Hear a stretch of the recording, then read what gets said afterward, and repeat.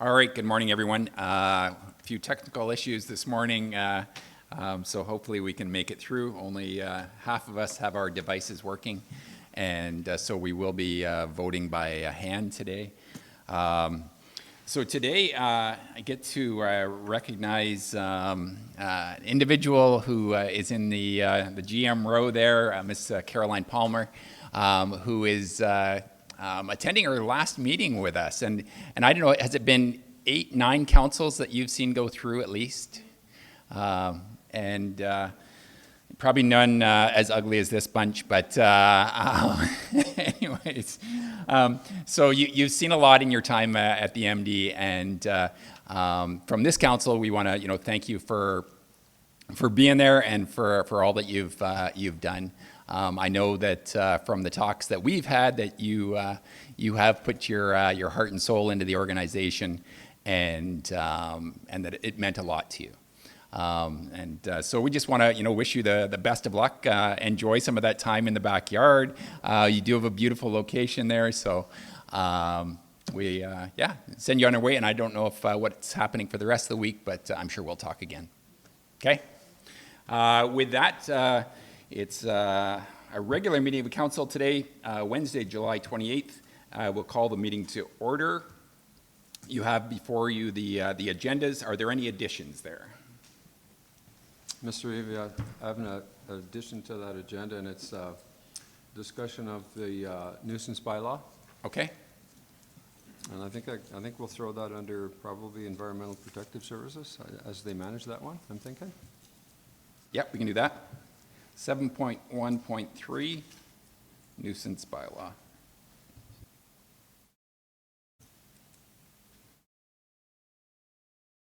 Okay, anything else? With that, do we have a motion to adopt the agenda? I'll make the motion to adopt the agenda as... Okay, all in favor? That's carried. Thank you.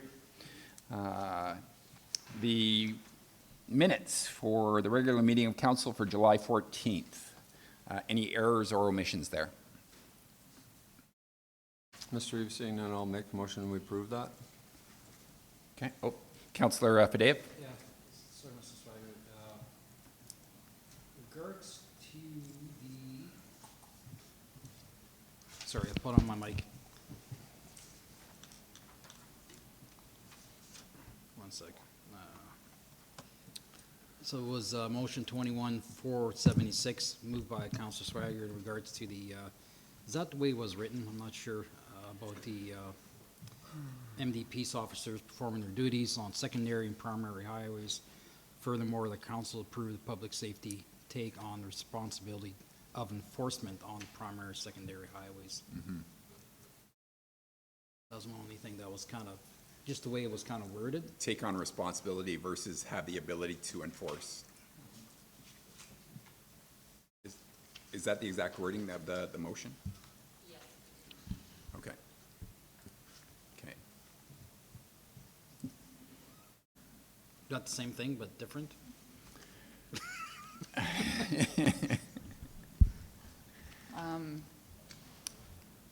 Mr. Yance may correct me if I'm wrong, but from what I remember from the RFD itself, in order to have our peace officers do the emergency vehicle operations, it is more of a course requirement that they become qualified in it.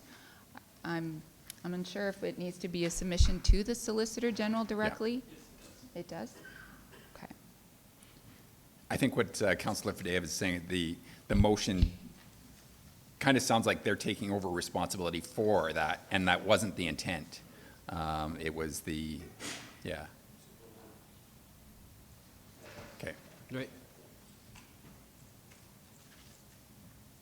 Yeah, Mr. Reeve, I agree with your statement. That's what the intent, yeah.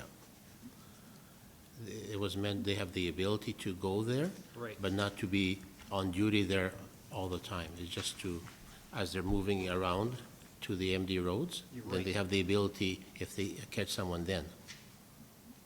That was the intent, right? Okay. Yeah.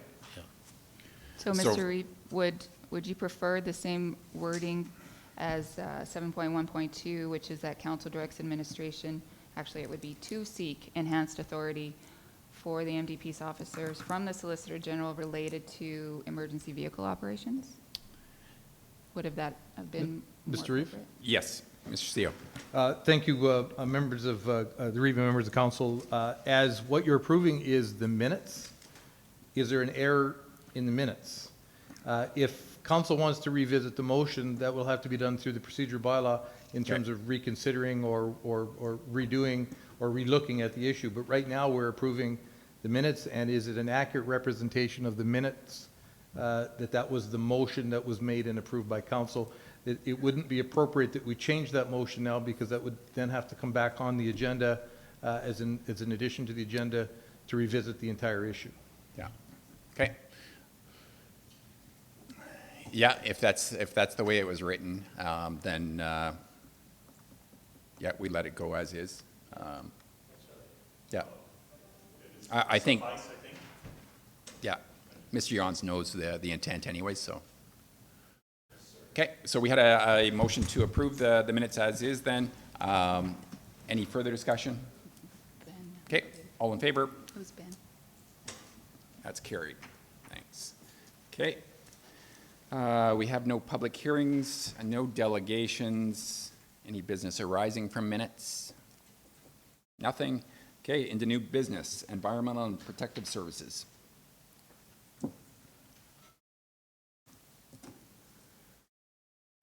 Morning, Mr. Yons. Morning, Council.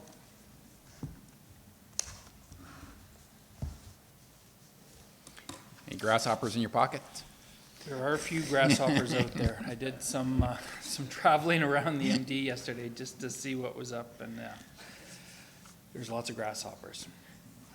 Okay, so today the first RFD I have for Council today is the speed limit review recommendation update.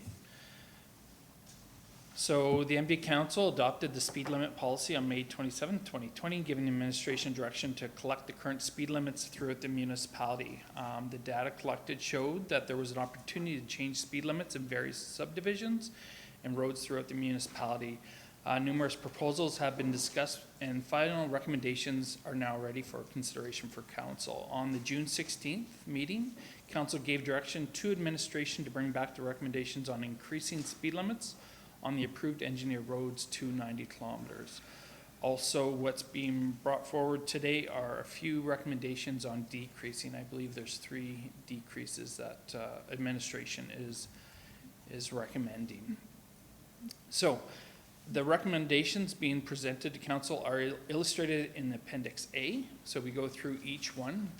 These are the engineered roads that are approved up to 90 kilometers, so those recommendations have been brought forward. So also the appendix shows decreases in the direct response to recommendations from ratepayers or recommendations through Public Safety Department. Generally speaking, the reductions have been recommended only in residential subdivisions, type areas, or frequent traveled roadways where engineering the road topography width or considerations have been demonstrated the need for a reduction. So if Council would like to go through Appendix A, and we can just review that.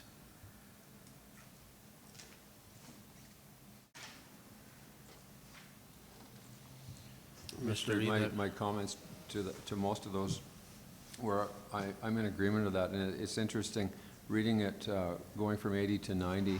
Yeah. And I was thinking, man, I thought I've always been doing 90 on that road, so I thought it was 90, but there's a lot of those roads that, yeah, I agree that they should have, Yeah. now's the time to do that, so. Through the didn't have any read issues. to Councillor Swiger. Yeah, and all these roads are paved. They do have lines situated on them. People have been traveling 90 on them for a while since they've been built, so. Deputy Reeve. Mr. Reeve to Mr. Yons, thank you. And number 2, Yes, that's not Manitokan, that's in my ward, 485A. From Highway 55, that road goes through that bridge on 485. you are, through the read to Councillor Kriviak, yes, you are correct. Some of the wording might have been not, Yeah. but I think all of the roads have been identified in the highlighted areas. And In the Appendix B, we do have the whole MD map highlighted and locations of Yeah, them, yeah. so. Councillor Fadеев. Regards to number 10, so no recommendations made, so that one's going to stay status quo to what is happening now. That is correct, through the reeve to Councillor Fade. Yeah, we looked at the Ski Hill Road, 630, lot of accesses coming onto the road, a lot of people. It is a heavily traveled road. It would be handy to become 90, but I don't think it would be worth it for any collisions. And Yeah. so, Yeah, I'm in favor of that. Okay, Mr. Reeve, I'll make the motion to approve this list. Thank you. Okay. Any further discussion on any section of that?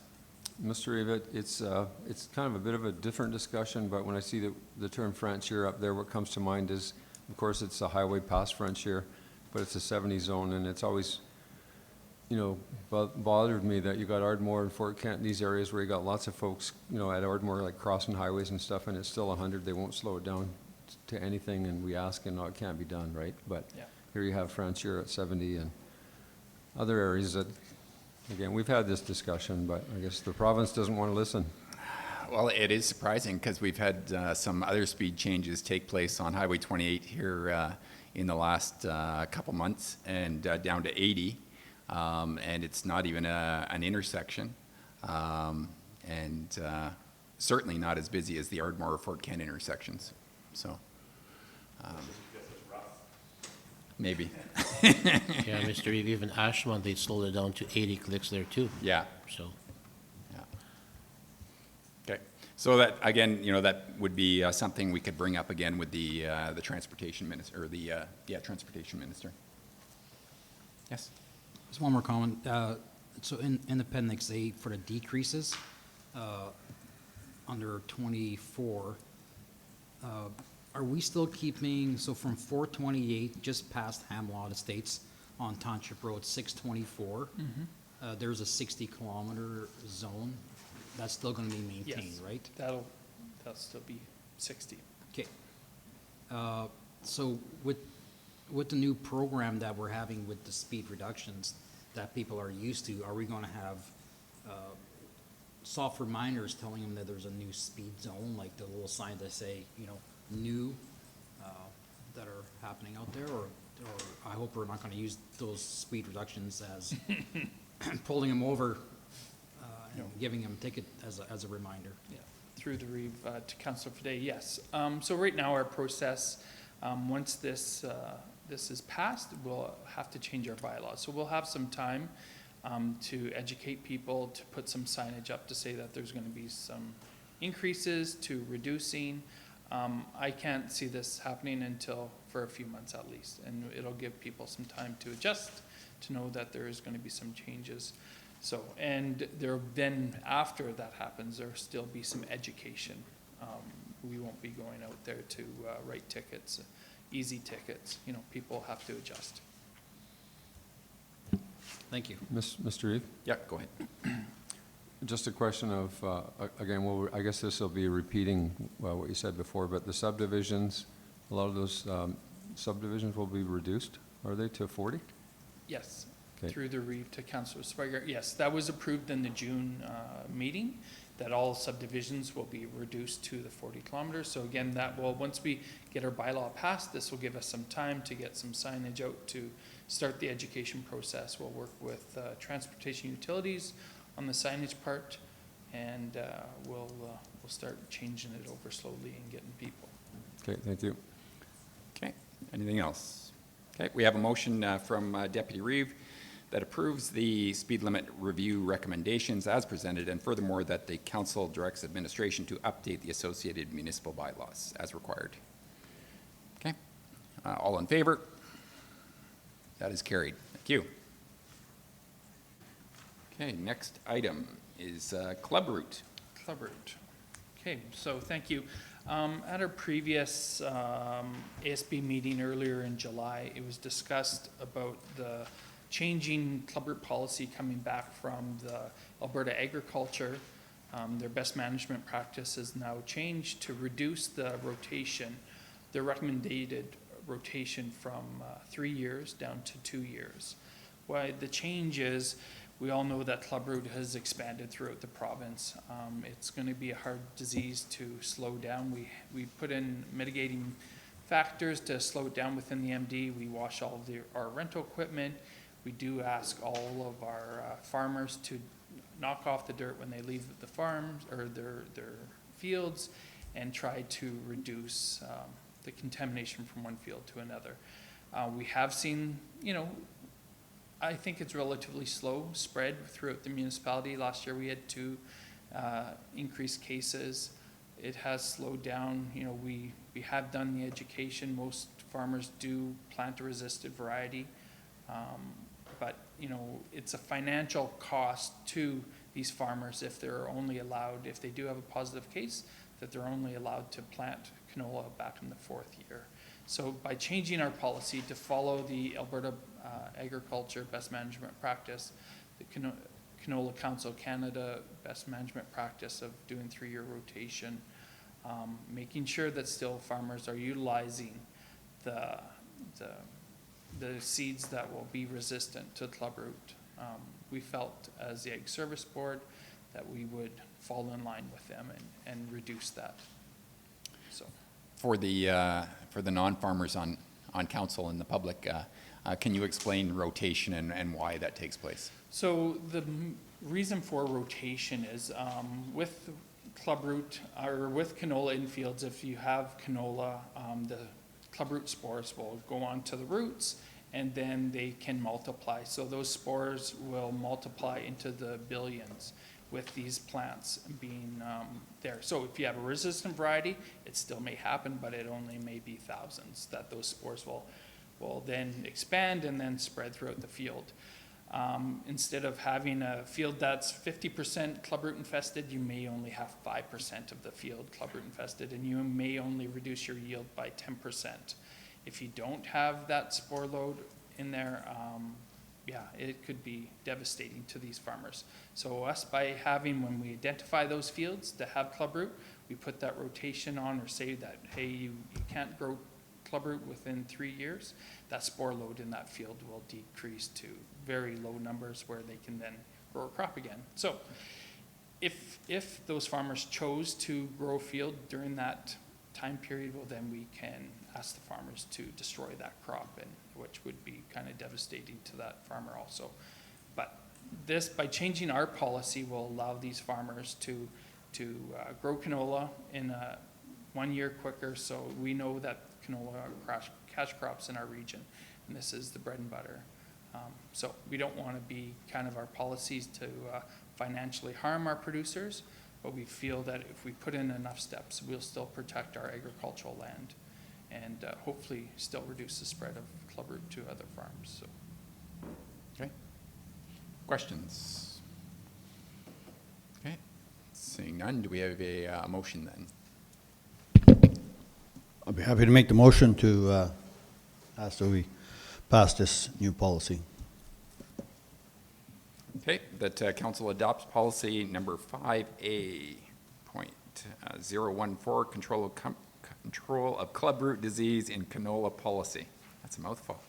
As amended. Any other discussion? All in favor? That's carried. Thank you. Next item is the addition, 7.1.3, the nuisance bylaw, and that's introduced by Councillor Swigert. And I guess I just have to preface this that, if we're talking about individual properties, that we do not name names or do anything to identify that, in which case we would have to go to closed session. Yeah. Yes. So, thanks, Mr. Reeve. Yeah, and I just kind of thought it was an emergent item because of what's happened recently. We got called to a fire just south of Ardmore, and it was, it probably shouldn't happen because it was an unsightly property, and apparently, so I called it in as such and found out that it's been called in multiple times before. But I've been getting multiple calls for years about a property in Ardmore, and I've got pictures that I'll have Esther pull up to show us, Ms. Kuhnbaugh. But the Okay, property. I'll just stop there and we'll actually go to closed session on this. So I need a motion to go to closed session because it identifies. Well, the pictures don't, they're not gonna show any area or whatever, but if people can't see that, then, like, I don't believe that should be a closed session thing. Because there's nobody in these pictures, and there's no addresses or locations shown, but it shows unsightly property. I'll ask the CIO's opinion on that, but. Thank you, Mr. Reed, members of council.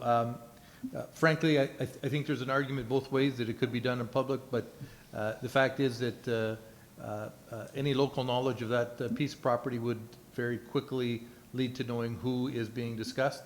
And at that point, I think it probably behooves council to move with extra caution when there's a potential that a county ratepayer, a resident, or an individual could be, or looks like it could be singled out by council for discussion. So in this case, I think I probably default to the Reeves position that as this property could be identified, which could directly lead to who that person is, then it probably should be in a closed session to protect the residents. So, Mr. Reeves, we just won't show the photos, and we'll have that discussion?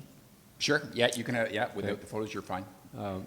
Because I guarantee if you showed those photos, you're gonna have 100% of the folks in Ardmore -1,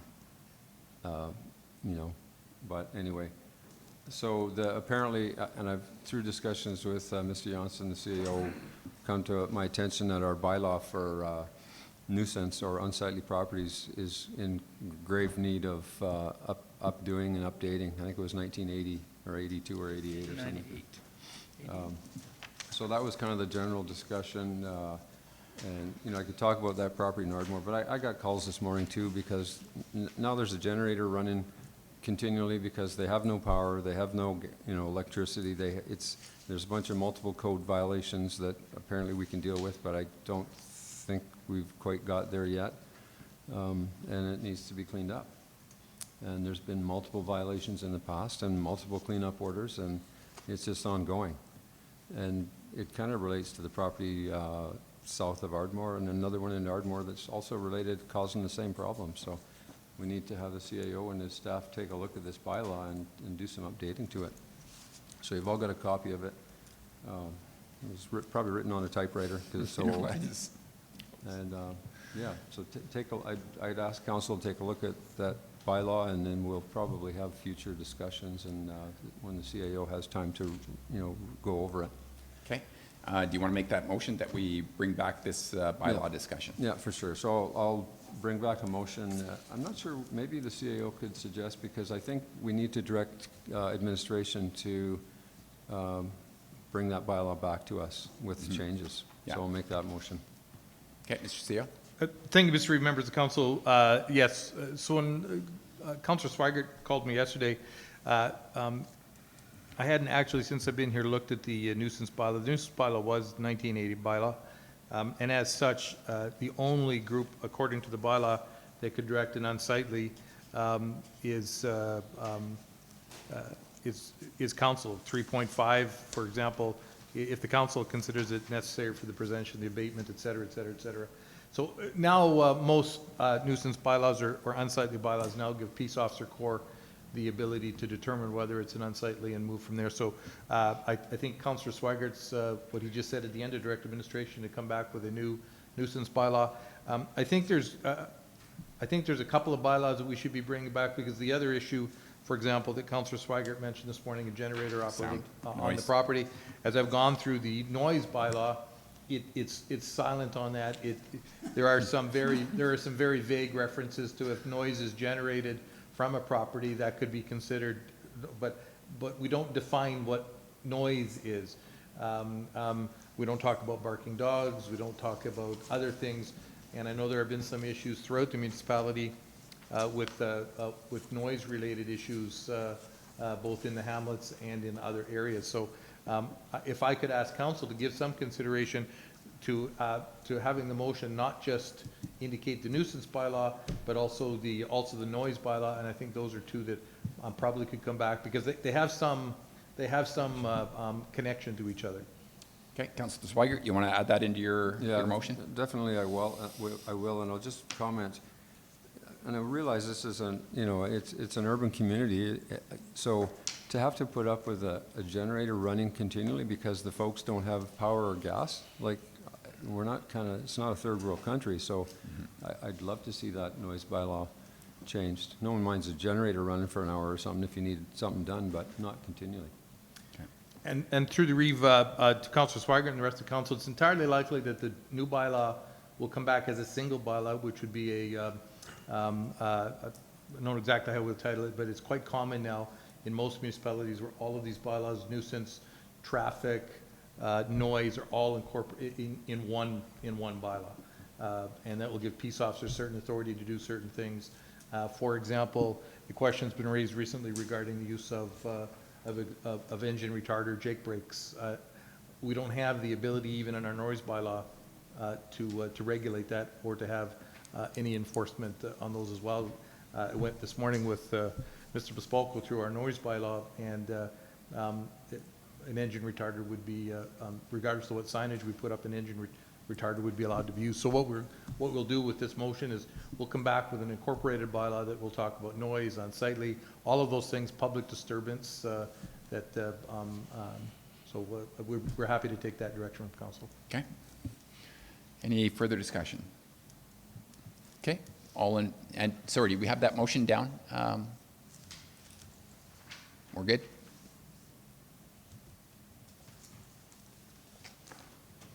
Okay, all in favor? Okay. Oh, that should include noise.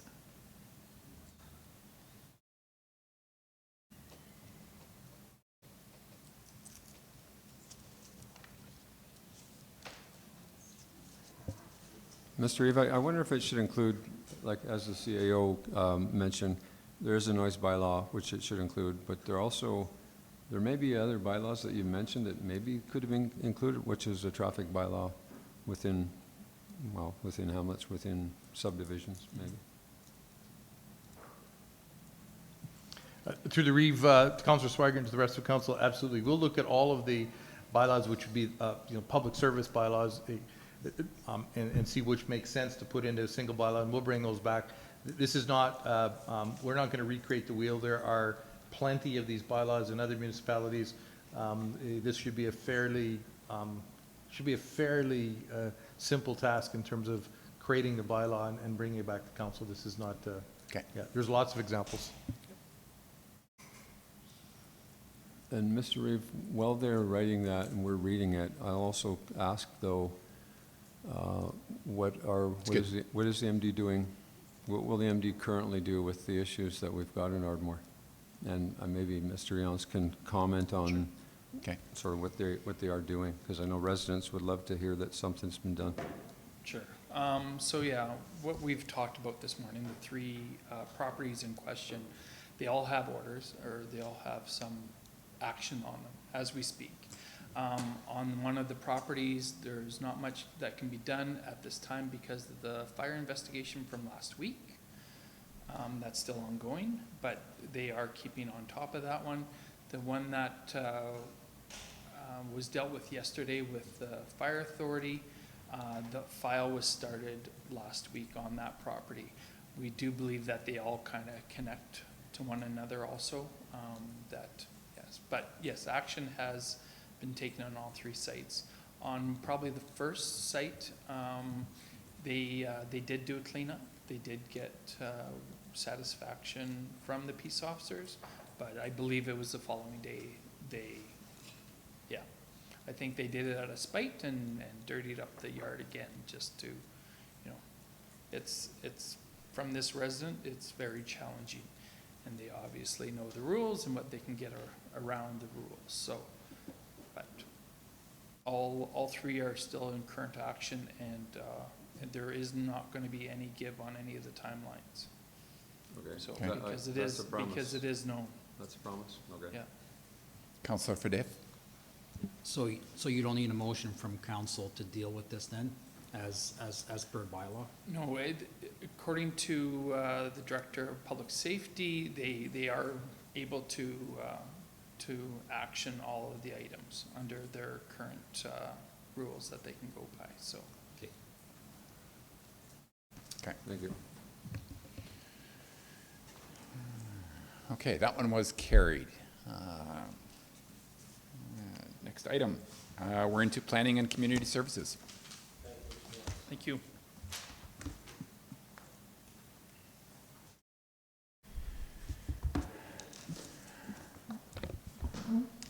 Good morning, Council. Morning, Caroline, I'll break with the rules and You're gonna what? not call you Ms. Palmer.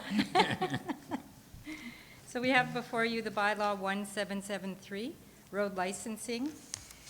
In the attachment bylaw, it will give you the land location of said road allowance.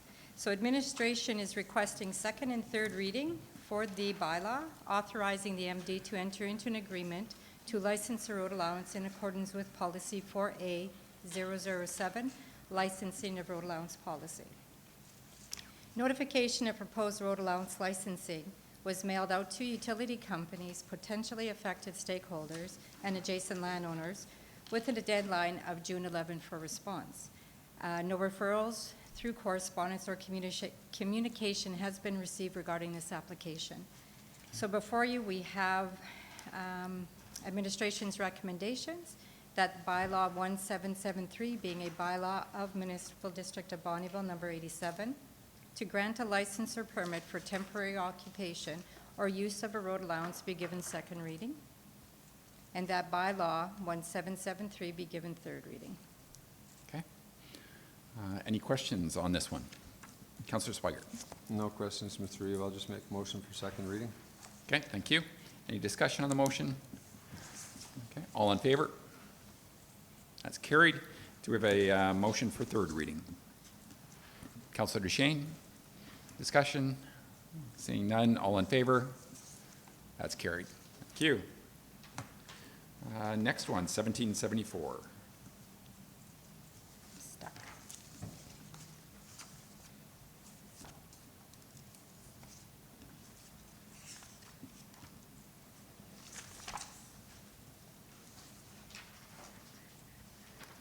So administration is requesting second and third reading for road allowance license bylaw 1774 as per the land location on the bylaw itself. Notification of the proposed has been provided through mailed utility companies, potentially affected stakeholders, and adjacent landowners with the deadline of June 11th as well. Our administration recommendation is that the bylaw, being a bylaw of the MD of Bonneville, to grant license or permit for the temporary occupation or use of road allowance be given second reading. Okay. Councillor Fadeev. I'll make a motion, second reading. Okay. Any discussion, questions? Seeing none, all in favor? That's carried. Thank you. Do we have a motion for third reading? Councillor Jubenville makes the motion. Discussion? All in favor? That's carried. Okay, 1776.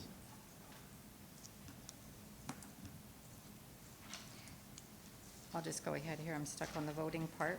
Bylaw 1776, we have before you a copy of the roadway license agreement application was provided to Infrastructure Services and Agriculture for review and recommendation. This one is for the first reading. Once first reading is received, adjacent landowners will receive their notifications at that time. Okay. And will proceed to second reading before you. Okay. So the recommendation is that bylaw 1776, being a bylaw of the Municipal District of Bonneville, road allowance licensing be given first reading. Councillor Swigert. Yeah, Mr. Reeve, I'll just make a motion for first reading. Okay, thank you. Discussion? All in favor? That's carried.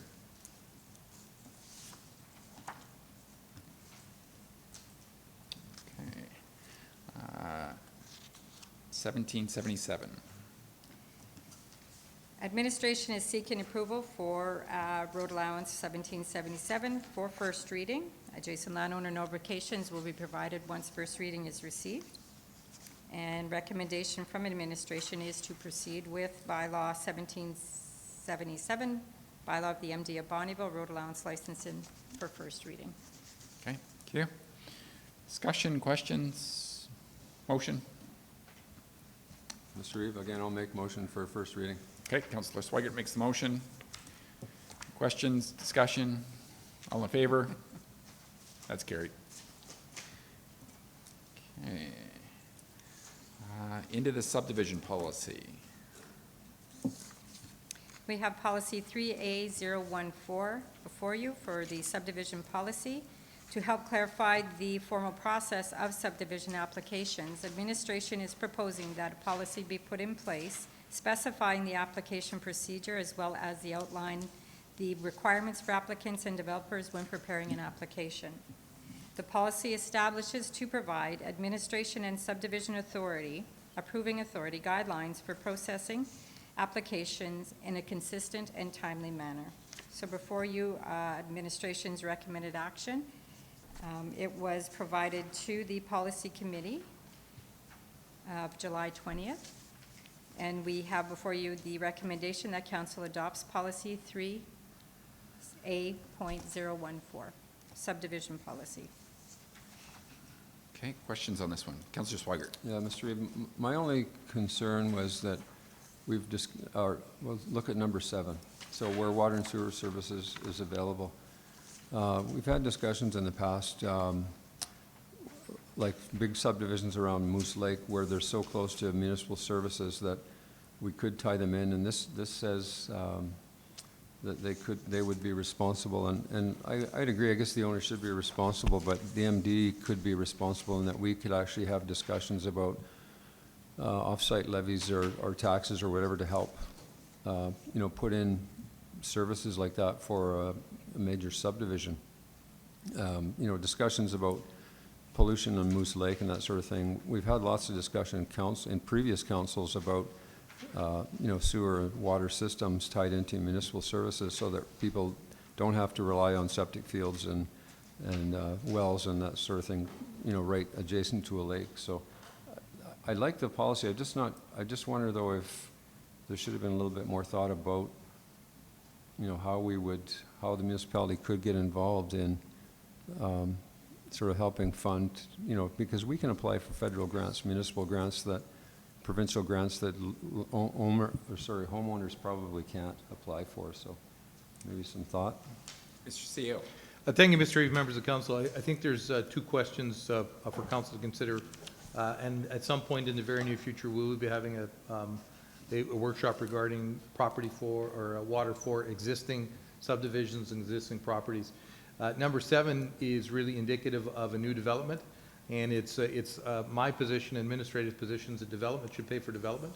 If there's a new subdivision that's going on out there, the county, if there are federal funds available for water, I would suggest that we would try to apply that to places where the county has a responsibility, not to a new developer. So number 7 is really if there's somebody wants to come forward with a multi-lot subdivision and there is a water line that's adjacent to that subdivision or a wastewater line or both preferably, that it would be the requirement of the developer to provide water and wastewater to that subdivision. I guess adding to that, I've heard recently from a developer that that becomes a marketable property, right? When you can sell that, right? So, okay, Councillor Jubenville. Yeah, I don't think that this policy will prevent any discussion from happening when it comes to tying into the municipal system. So I'm in favor of this policy as it sits, and I will make a motion that we move forward with it. Okay, thank you. Further discussion? No, Mr. Reeve, I'm not in favor, but as Councillor Jubenville said, I think there could be future discussion, toward that, right? Because lots of municipalities do help put in water and sewer services. Okay. Yeah, I'm it sure sounds we like it's going to be part of the larger water discussion as well. So, okay. All in favor of this policy? That is carried. Thank you. Okay, the C2 additional funding request. The Bonneville and Districts Center, C2, has submitted an email request to the MD for additional funding in the amount of $48,000 to be used towards their shortfall of the 2021 capital budget for completion of Phase 2 of the Agriplex. C2 held its board meeting on September 28, 2020, and submitted their budget presentations for 2021 to 2023 projections attached as per Schedule A. The board made a motion to request the shortfall of a capital budget funds in the amount of $48,000 from each of the parent councils. Copy of C2 minutes of September 28th are attached as per Appendix B. They have also submitted their operating budget for 2021, attached as per Appendix C, as well as their 3-year capital plan from 2021 to 2023 as per Appendix D. The $96,048 per parent council is for the 2020 capital budget, which is for the sole project plan for Phase 2 Agriplex renovation, which will transform the Agriplex into a multi-use recreational hall. So the administration's recommended action that council approves payment in the amount of $48,000 to the Bonneville and District Centennial Center to be used towards their 2021 capital budget shortfall for the completion of Phase 2 of the Agriplex to be funded from the C2 capital reserves. So I'll just add to this one a little bit, sitting on that board. If you look at the 3-year capital plan, you will see that the roof was to be done on the Agriplex in 2022. Well, then there was discussion about this renovation. Well, there's no sense doing a renovation inside of a house if you've got a leaky roof. So the roof was pulled forward, and that's being paid for by existing funds, and that's why you have an additional ask here from the reserves. So that one project was pulled forward. Mr. Reeve, just a question. Can you just update us on, or have somebody update us on how much we have in capital reserves for the C2? I'm going to call on the expert. And then because it's a joint MD town, does the town also have kind of a capital reserve fund Yes. that would be similar? Yeah. And usually they're very close to the same. Good morning, council. As of this morning, we have $300,790.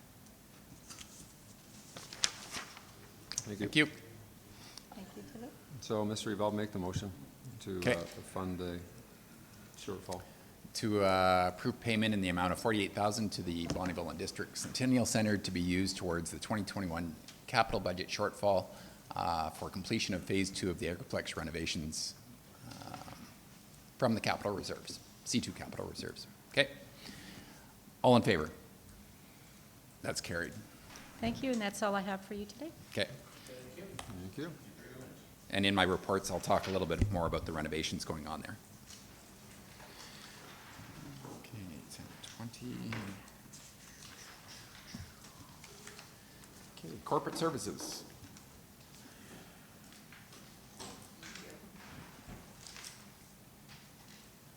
Hello again, council. Morning. This morning, I present to you the Corporate Services Quarterly Report and Financial Update for the quarter ended June 30th, 2021. Attached in your package is the Corporate Services Quarterly Report, the financial report for the quarter ended July 30, 2021, as well as the 2020 MD of Bonneville Annual Report. I'll address the annual report as the last piece.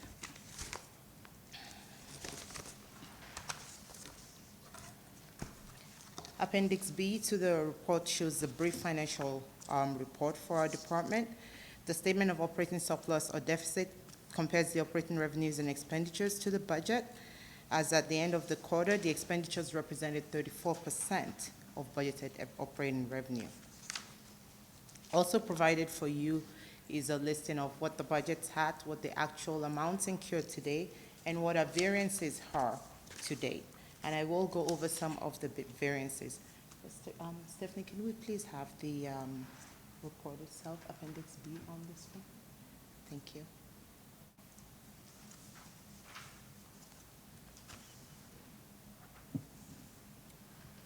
Okay. Just going over our revenues, of noteworthy is the general municipal revenues at 122%. That's because of the order in council that brought in ID 349 into our municipal borders and the taxes that were levied thereon. The total taxes, municipal taxes that we levied on the previously called ID 349 was about $23 million. So the expenditures haven't come in, but once we receive our tax dollars later in the year before we disperse, we will be disbursing that based on the order in council, and the expenditures would then be recorded. This shows us a huge variance in our budget because as at the time that our budget was passed, this was still in discussion phase. At this time in the year, we would expect to see our revenues to be around the 50%. Oh, sorry, I'll back up one. The taxes, even though they show that the revenue is coming, are also just receivable till later on in the year when they are due. Our due date for taxes is September 15th, but there's no penalties till October 15, 2021. At this time in the year, we'd expect expenditures to be around the 50%. It's June 30th. We're just halfway through the year. There are no concerns from the revenue perspective. The variances as relates to expenditures itself, you'll notice that our ambulance services is at 68%. That's because we had a $25,000 reserve that's budgeted and the transfer has occurred. And then we have the library, which is at 67%. This is because we've made the payment to the Northern Lights library system. With regards to our infrastructure, sorry, Stephanie, next slide, please. With the statement of capital expenditures, it pretty much gives you a summary of our projects to date. You'll see that there's not a lot happening yet, which is not unusual. Infrastructure and a lot of our other departments are carrying out their projects right now. We expect the invoicing to come in later during the year. By the time that I present the financials for the next quarter, the quarter ending September 30th, we'll see more action on the summary statement. Any questions for me? Okay. I will move on then to the corporate services report. Mr. Reeve? Councillor Sorry, Swigert. Sorry, I do have just a quick one, and I think I'm happy about this, but when we last talked, we had 40 million in investments. We have now 49.8. So is that an increase just in investments? Yes, the investments do increase we still have 40 million in investments with CIBC with Gandhi. I need to reaffirm that. We also have GICs. When we present the cash summary, anything that's not cash in our operating account, which is an investment, whether it's a school reserve, if it's in a GIC, if it's in any form of investment, we do have both that and the ones that are in bonds together to form a total investment. So our investments has not increased by 9.8 million. However, our investments do accrue interest and actually do receive interest, which we record. So every quarter, you'll see that change. Also, after we collect the taxes, we'll bring investments back if there's a need. Last year, there was no need because interest rates were what everybody has seen, very low. That our bank, the rate on our checking account was way better than we could get on GICs. But our total investment as a whole is what you see there, Councillor Swigert. Thank you. Thank you. With our corporate services report, a lot of things are just status quo. We had some SDAB member training. We submitted the FOIP annual return, the 2020 assessment and taxation. Councillor Fadeva, I think had a question. Okay. Was presented to council. The tax rate and the tax rate bylaw was established, and the assessment rule was established as well. For the annex property, our assessment rule for our MD properties was submitted to the province in February. With finance, with finance, we completed the 2020 financial statements. This was presented and approved by council. We submitted the 2020 statistical information return to municipal affairs. Some grant reporting was completed as well, back to the province. Accounts payable entered 2,134 invoices with a grand total of 12.5 million into the system, and we billed out receivables invoices in the amount just over $500,000.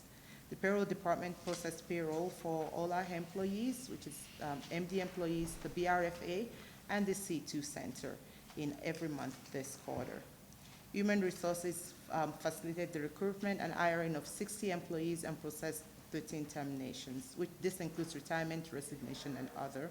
They continue to administer Sun-Life benefits for all employees in the organization.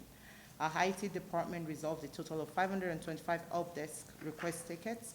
They installed network and internet at our MD campgrounds. They completed the phone system migration, and as well as assisted council with the MPC meeting and streaming, which we've since moved on from now. Legislative Services is looking after that now for council. And then they assisted Public Safety Department with the deployment of a software. And we continue to provide ongoing support to the C2, the Village of Glendon, and the Bonneville Regional Fire Authority. Councillor Padev. Hi, thanks for the report. It's good to see you. I have a couple of questions, so bear with me. So in regards to administration, it says completion of mailing of 2021 tax notice to ratepayers. So that was sent out today with a notice of a due date of when? It was through the reef to Councillor Fadil. It was sent out weeks ago, not today. It was sent out during this quarter that was handed. Our due date is September 15th. Council did not change the due date. However, the tax notices requires us to put on the notice, according to the MGA, the penalty date. The penalty date for the MD of Bonneville for 2021 is October 16th. So if we haven't received your taxes as of midnight on October 15th of 2021, we will be levying penalties, according to our bylaw. You haven't paid your taxes yet?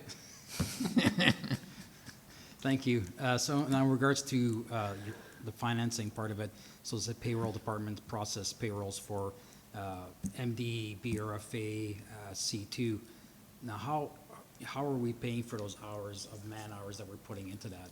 Are we billing the BRFA and C2 for this?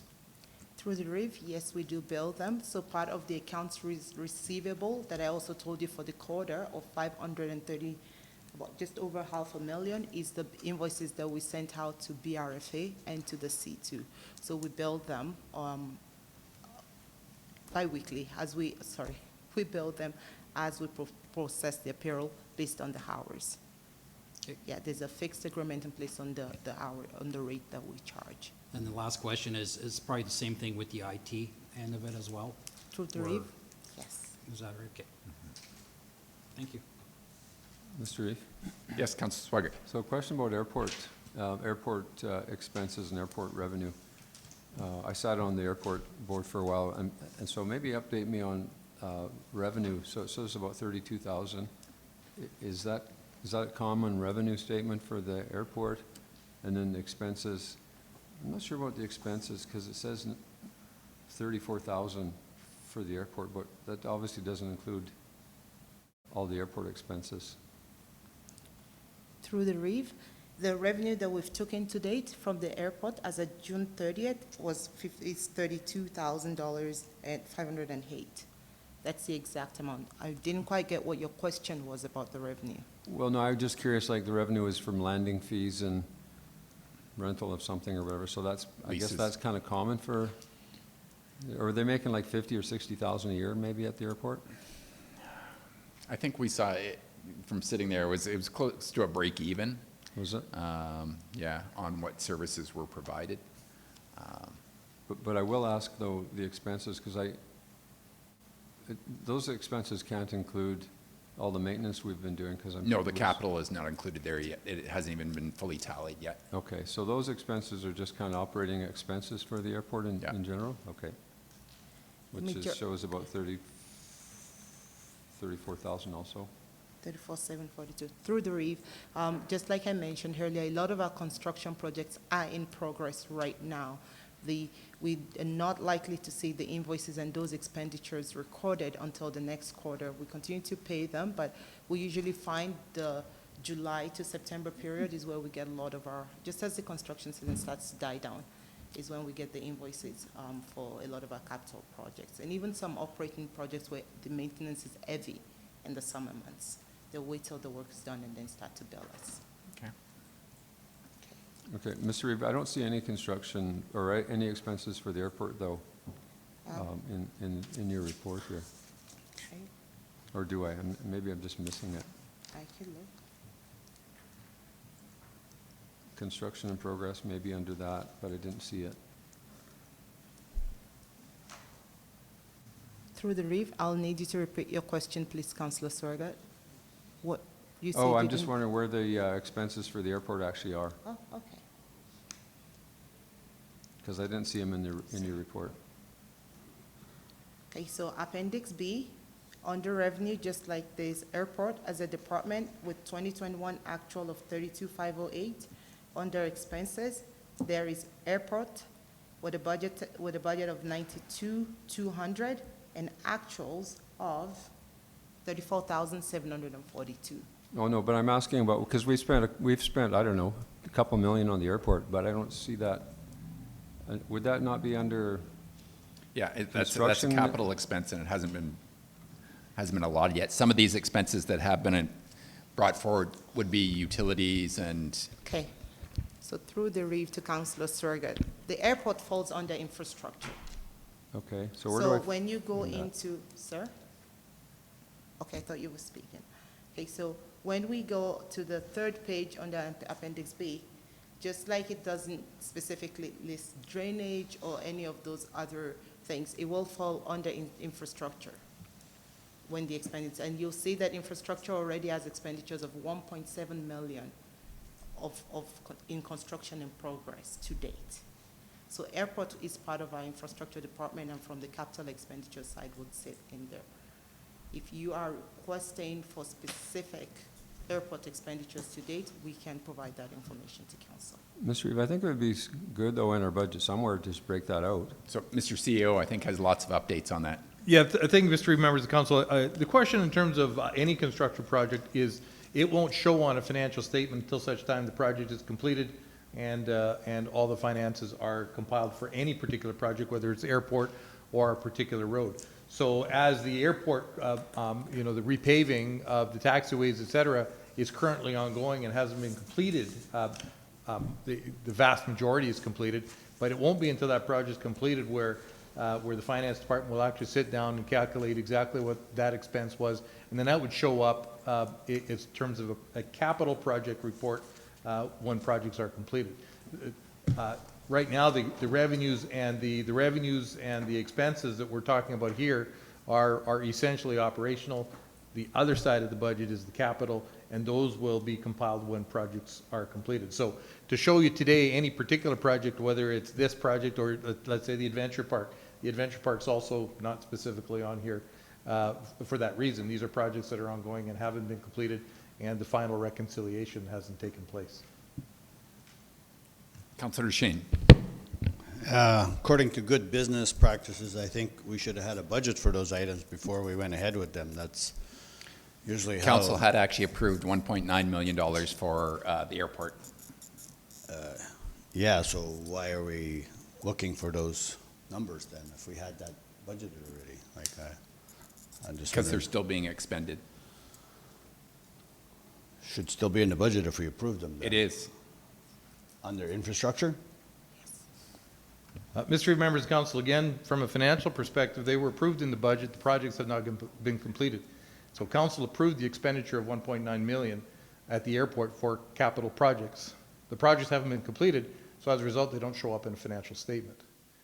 They still are in the budget, in the capital side of the budget, but because they haven't been completed, I don't know what money we would show you. The project is ongoing today, so I could show you what we spent to 9 o'clock this morning, but then by the time 10 o'clock comes around, that number would change. So when the project is completed, and as long as we're under budget, then we'll come back with a completed capital project budget or capital project reconciliation on all of our capital projects: airport, adventure park, outdoor skating rinks, the whole kit and caboodle. Thank you very much. While I still have the statement of council, I want to point out that infrastructure did dispose some equipment this year and brought in proceeds of about 2.4 million. They had had a motion of council to dispose those assets, and we are requesting a motion today to have $1.9 million of those proceeds transferred into the equipment replacement reserve. This had previously been discussed with council, but to move it to reserve, we will be requesting a motion.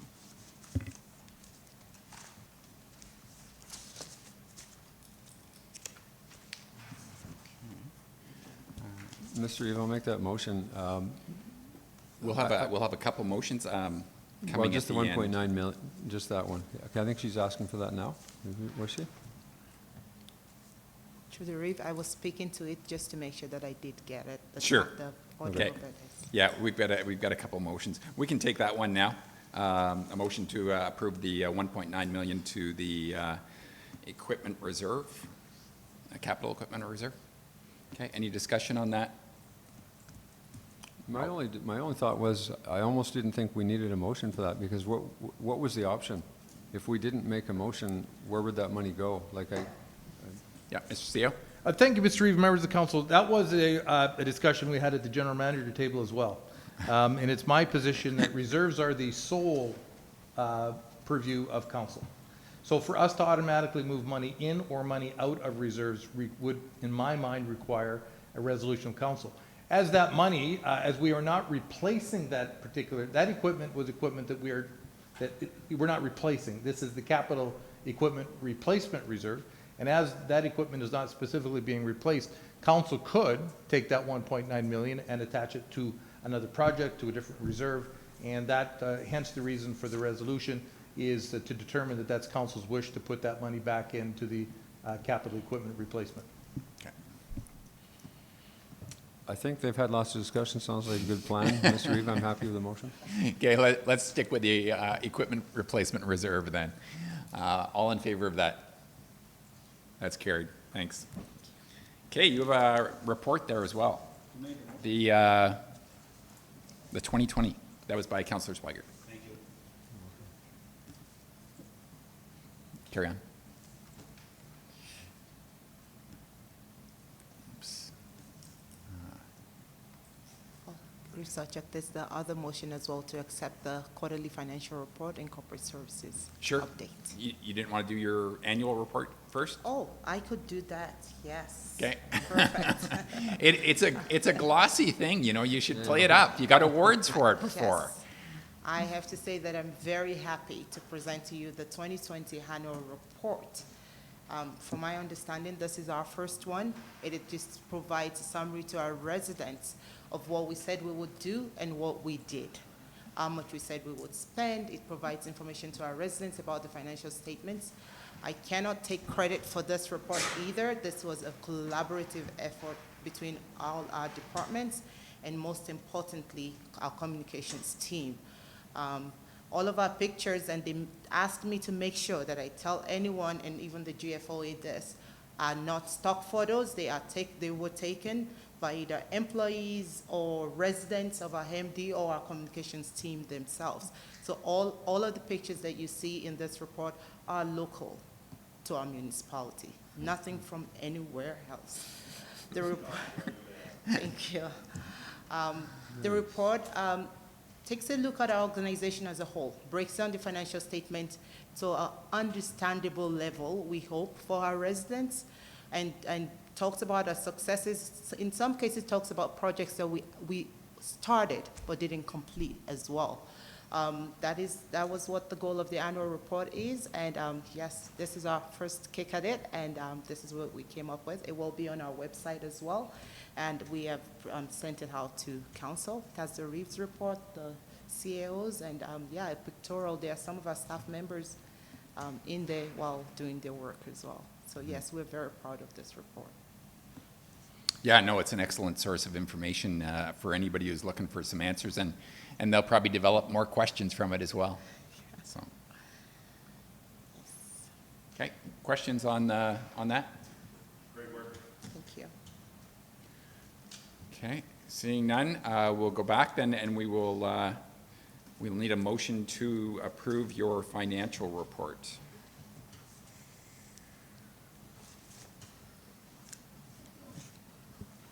I'll make that motion, please. Okay, from Councillor Fadeev, and that is to, let me find it. It's up there. Accept the June 30th, 2021 Corporate Services Quarterly Update as information, and furthermore, that council approves the June 30th, 2021 Quarterly Financial Report as presented. Okay, that's good. All in favor? That's carried. Thank you. Thank you. And I think we will take a recess, 5 minutes. Thanks. Yeah, sorry.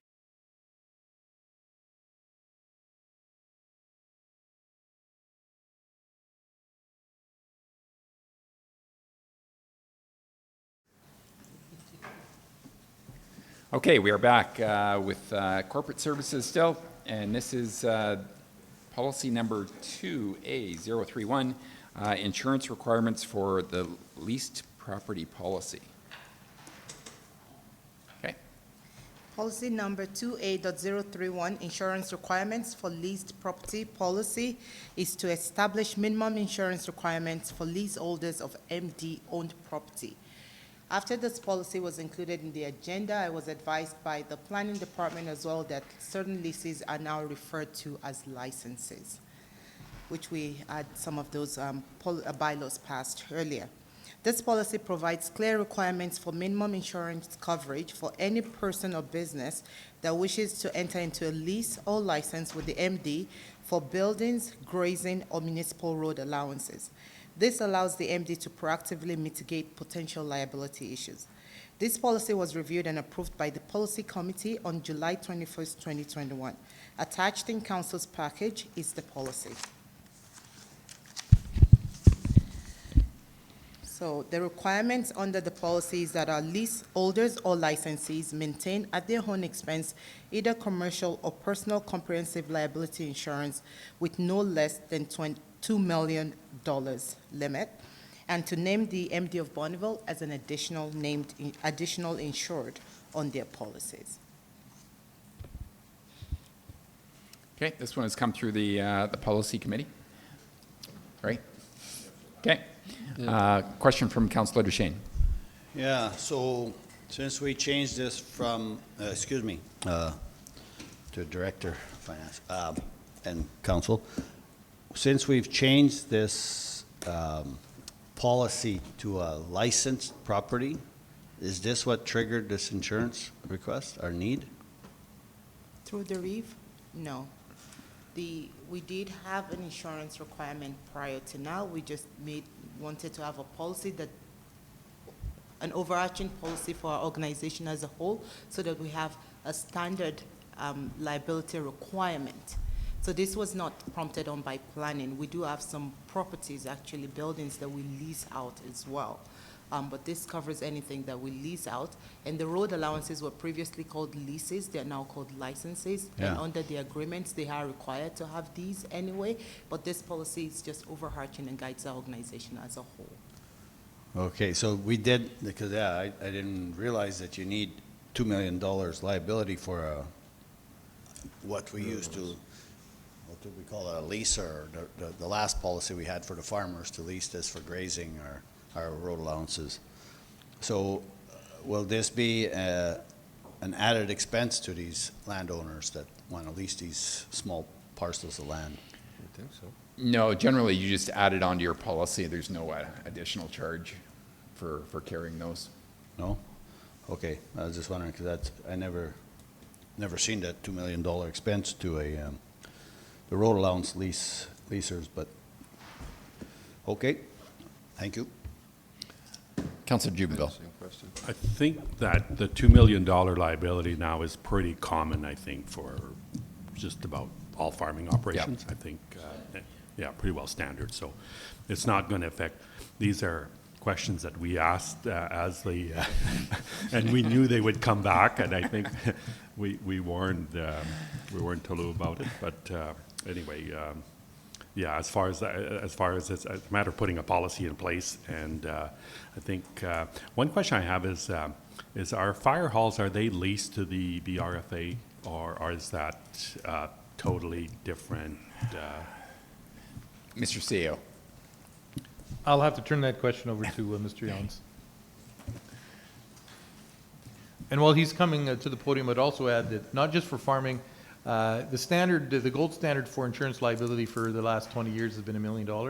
In the last 3 or 4 years, insurance companies have been recommending, on even my own personal policies on my vehicles, they have been recommending the $2 million liability as insurance claims are higher, et cetera, $2 million is pretty much industry standard now. So through the Reeve to Councillor Jubenville, so the question was, are the halls leased back to BFRA? No, all the hall ownership is through the MD of Bonneville. We do all the maintenance of the buildings and pay all utilities monthly. So yeah, owned and operated by the MD. Thank you. Mr. Eva, it was the same question about the lease land, but I'll just ask, does the MD then ask for proof of insurance from these leaseholders? Through the REEF, the agreement or lease that they enter into us does require that they present us with a copy at renewal and when requested. Okay. Okay. Councillor Jubenville? I'll make a motion that we approve this policy. Okay. Further discussion? Okay, all in favor? That's carried. Thank you.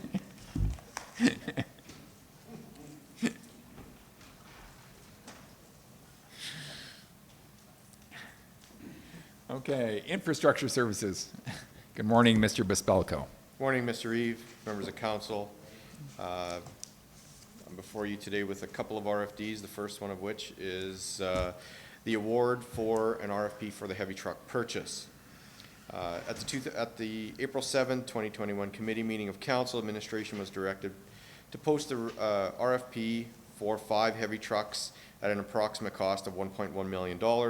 After revisiting the need for the heavy trucks, administration determined that there was only a need for 4 heavy trucks at this time and issued the corresponding RFP. Administration received 11 submissions from 9 different vendors for 3 tandem axle trucks and 10 submissions from 8 vendors for the single axle 4x4 heavy truck. Attached for council's consideration are the summaries, and both Freightliner and Western Star tandem heavy trucks have met the minimum requirements, and Freightliner trucks have tendered the lowest price, or prices lower than Western Star. The majority of the MD fleet is Western Star and have proven to be more robust for municipal operations, especially during winter plowing operations.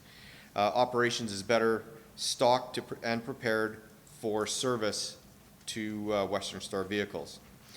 For the single axle vehicle, Freightliner, the model 108 SD, will be sufficient for operations. Total cost for 4 heavy trucks, as discussed, is $978,195. There's no reference. Again, funding, as per the council motion, would come from the Equipment Replacement Reserve Fund.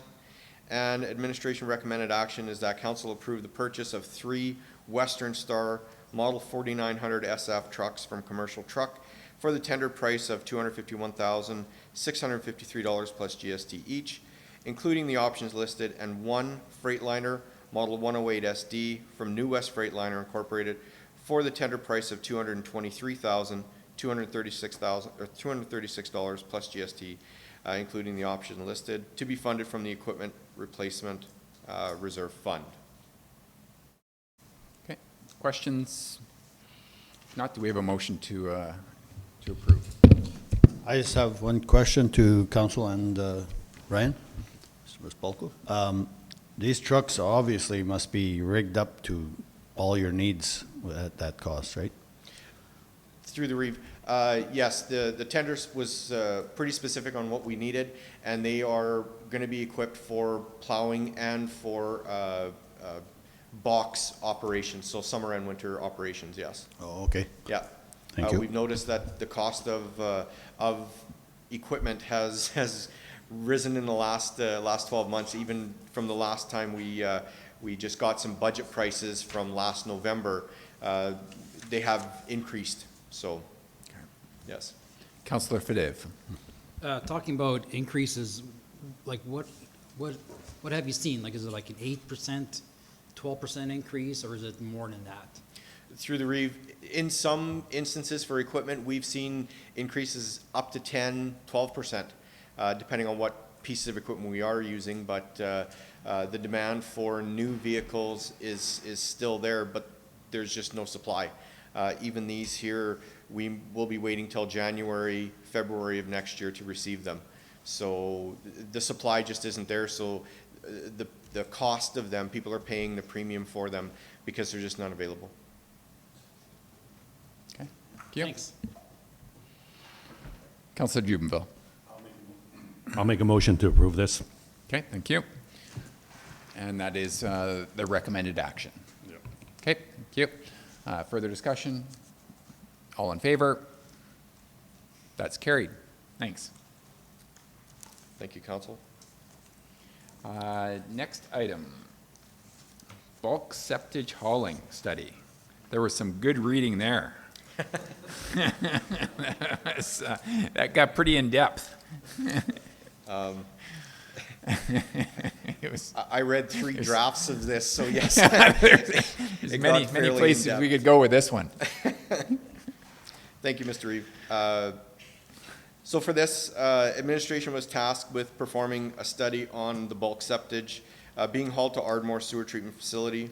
The study was necessary due to the volume of septage being hauled into the Ardmore Wastewater Treatment Facility and the maintenance required to deal with the volume of septage and sludge in the cells. The study looked at the necessity of septage hauling services within the MD boundary, the volume of septage generated, both current and future, current facility capabilities, the facility required to properly meet the current and future needs, cost estimates, and cost recovery options. As there is a high demand for septage hauling services within the MD, Alberta Environment and Parks restrictions on dumping septage on private lands increase, the need for dumping facilities is critical. The current process is putting an extreme load on the Ardmore facility that has resulted in the desludging of 3 cells. These cells were desludged only 3 years prior and should have had about a 15 to 20 year lifespan between the cleanings. The increased loading has caused odor problems for the hamlet, sparking resident complaints. Currently, there is no cost recovery for this, for the use of the facility by the septage hauler. Therefore, the increased cost of maintenance is paid through residential fees and or additional MD funds. Improving the facility to better handle the increased septage loading will provide for better treatment of wastewater and reduce maintenance costs. Implementing a cost recovery model for the septage haulers will be beneficial to offset the increased maintenance cost currently borne by the residents and the MD. Attached Appendix A is the light reading report you referenced. There is a reference to the strategic plan under Goal 3, Objective 2. There is reference to that. There is also reference to provincial and federal legislation that apply to the treatment and discharge of septage. And the recommended action is that, it's for 2022 budget deliberations. And administration recommends that council accept the bulk hauling and in the MD feasibility study summary report prepared by AECOM as information, and furthermore the council directs administration to bring back the bulk septage hauling improvements options to the 2022 municipal budget deliberations. Okay, questions? Councilor Fadave. I think before we go into deliberations, I think I would like to see AECOM present and get their engineers to come in. And there's some reasonings, and I'm just, about the longevity of the upgrades that are going to happen. Is aerating the best way, or is it not? Look, like the cost models, between Coal Lake and the town of Bonneville, huge difference for what they charge. Mm-hmm. So we need to be in line with, I guess, what the lowest price is out there, which seems like it's Coal Lake, because if our rates are becoming higher, then everybody's going to haul to Coal Lake, which is unfair to their facility. So there's a lot of stuff to consider before we get into that, and what does the future hold for us, for the town itself, for the hamlet. Councilor Swager. Yeah, Mr. Reeve, so recommendations, I guess what I didn't like is their executive summary recommendation is just to upgrade the Ardmore Lagoon. And so, you know, I think, well, hang on, we built the lagoon in Ardmore for Ardmore so that Ardmore could grow and whatever. So we've surpassed that. Ardmore couldn't grow much with all the stuff we're hauling into that lagoon. So, of course, it needs an upgrade because we're overloading it with 11,000 residents instead of 350 or whatever, because we're hauling from the entire MD to Ardmore because it's free. So anyway, the recommendation, of course, you have to upgrade it if you're going to continually haul to Ardmore, but why aren't they not also looking at Fort Kent's and doing an upgrade there so that we can spread the wealth to Fort Kent and Ardmore? And I realize Therion's a bit far, but I mean, there's still haulers that would haul to Therion. But anyway, that's my thoughts, is that it was built for Ardmore residents, and they kind of didn't see, or they didn't foresee that you could have haulers from the entire municipality hauling to Ardmore because it's free. And so we're overloading it, but we're not now considering maybe we should look at expanding the Fort Kent one also to allow hauling, which they did do, but it destroyed that lagoon. So then they transferred everything to Ardmore. Just my comment. Mr. Seal, and then. Thank you, Mr. Reeve, members of the council. I think there's we could simplify this quite a bit. The recommendations from AECOM are very technical in terms of the engineering of what would be required, but I think there's a question that needs to be asked by council prior to that, is who's paying for this? Whether it's Ardmore, Fort Kent, or wherever we decide to accept bulk septage, the issue is cost recovery. So we have hydrovac companies that are dumping essentially for free, and how is that getting paid for? How are these lagoon expansions going to be paid for? If there was a lagoon expansion at Ardmore that there was already money in a reserve that had been paid for by private industry who was dumping into Ardmore, I don't think the issue, whether it's the Ardmore Lagoon or the Fort Kent Lagoon or a new lagoon somewhere else. But I think council has to grapple with the idea that we need to do cost recovery, and that needs to somehow be sorted out. Very quickly, we could have a billing procedure and a master rates bylaw in front of council to allow for billing right now, and then have a discussion moving into the future as to what an expansion would look like. But right now, that's not cost recovery because we're not really charging anything. So, and I don't think it's just the 11,000 residents of the MD that are dumping at Ardmore. I think a lot of that septage is coming from elsewhere. Okay, Councillor Jubenville. Well, I just found it interesting in Councillor Swaggart's choice of words, spread of wealth. I'd have a different word, I think, than. Councillor Flev. Yeah, I think when the system was built, you know, the laws were a lot differently, and people were using fields and whatever else that they were spreading the wealth. That has changed, but you know, not everybody uses Ardmore as their facility. It's close for, you know, for around or subdivisions around Coal Lake that they use Coal Lake because it's so much closer for them. You know, fuel costs and all that is labor. It's easy for them to go to Coal Lake and it's cheap. Like it's $10 a cube. I mean that's pretty reasonable. Easy for them to go over there, but something needs to get done, and I think we have to look at this whole system on a bigger scale. What's Are we going to see a big influx of new things happening around here? Is there going to be an increase of housing that's going to happen in Ardmore? I'm not sure. So it's not an easy answer. Councillor Swigert. The CAO, kind of brought up the key issue is funding this thing, and I guess I'll remind this council that previous councils actually did try to implement a fee, and so we did implement a fee, and it was supposed to have been about $10 a cubic meter, but it ended up that the bulk haulers that had been getting freebies basically for hauling for free for the last whatever X number of years. Started charging everybody $50 extra then on their hauling bill, and it just didn't work. It's like council just got overwhelmed with phone calls from people all over the country complaining that their hauling costs were going up, And it's really unfortunate because these people have been paying for hauling for years, and the hauling charges were built into their bill.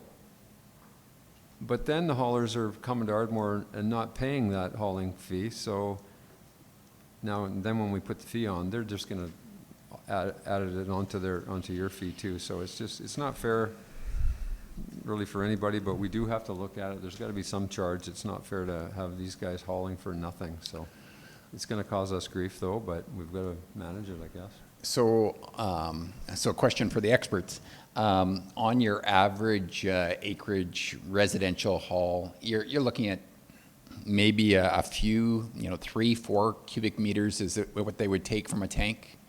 And if you put that at a cost of $5 or $6 a cube, if you're going to introduce a charge, you make sure that the residents know that your bill should not be going up by any more than $18, right? And if it is, then there's some gouging going on. But yeah, you'd have to, there'd have to be an awareness campaign. Mr. Reeve, I 100% agree, because that's not what happened, but your last comment about there's some gouging going on, there's gouging going on now. Because like I said, these residents were paying for hauling and dumping. They're not, because that was kind of, these haulers had to pay that. They don't anymore. They're hauling for free to Ardmore, so they're being gouged now. Mm-hmm. Councillor Fideve. Yeah, like in my part, it's every 2 years. I kind of make it a norm as to get that service done. And if I have to pay an extra 15 or 20 bucks, that is just part of where I choose to live and what I choose to do. So I don't think it's fair for Ardmore to pay for my services, or Glendon, or Therian, or Goodrich. So those costs are that. Let's do it. Councillor Jubinville. So regarding the, you said the desludging has been done in Ardmore and Fort Kent over the last couple of years? Yeah, Ardmore, sorry, through the Reeve. Yes, Ardmore was just done last year again, and 3 years prior to that it was done because we were running into sludge accumulation issues. And is that something that can be spread on the land, or what do you do with it? Is there? I imagine that's pretty costly to have to deal with that. Through the Reeve, to Councillor Jubinville, yes, there are many ways to dispose of the sludge. What we have now is we just put it into a drying bed, which is located at the Ardmore facility. We have the drying bed there, it dries. We can then scoop that all out and put it into a landfill after that, or surface spread it, depending on what we choose to do. So, yeah.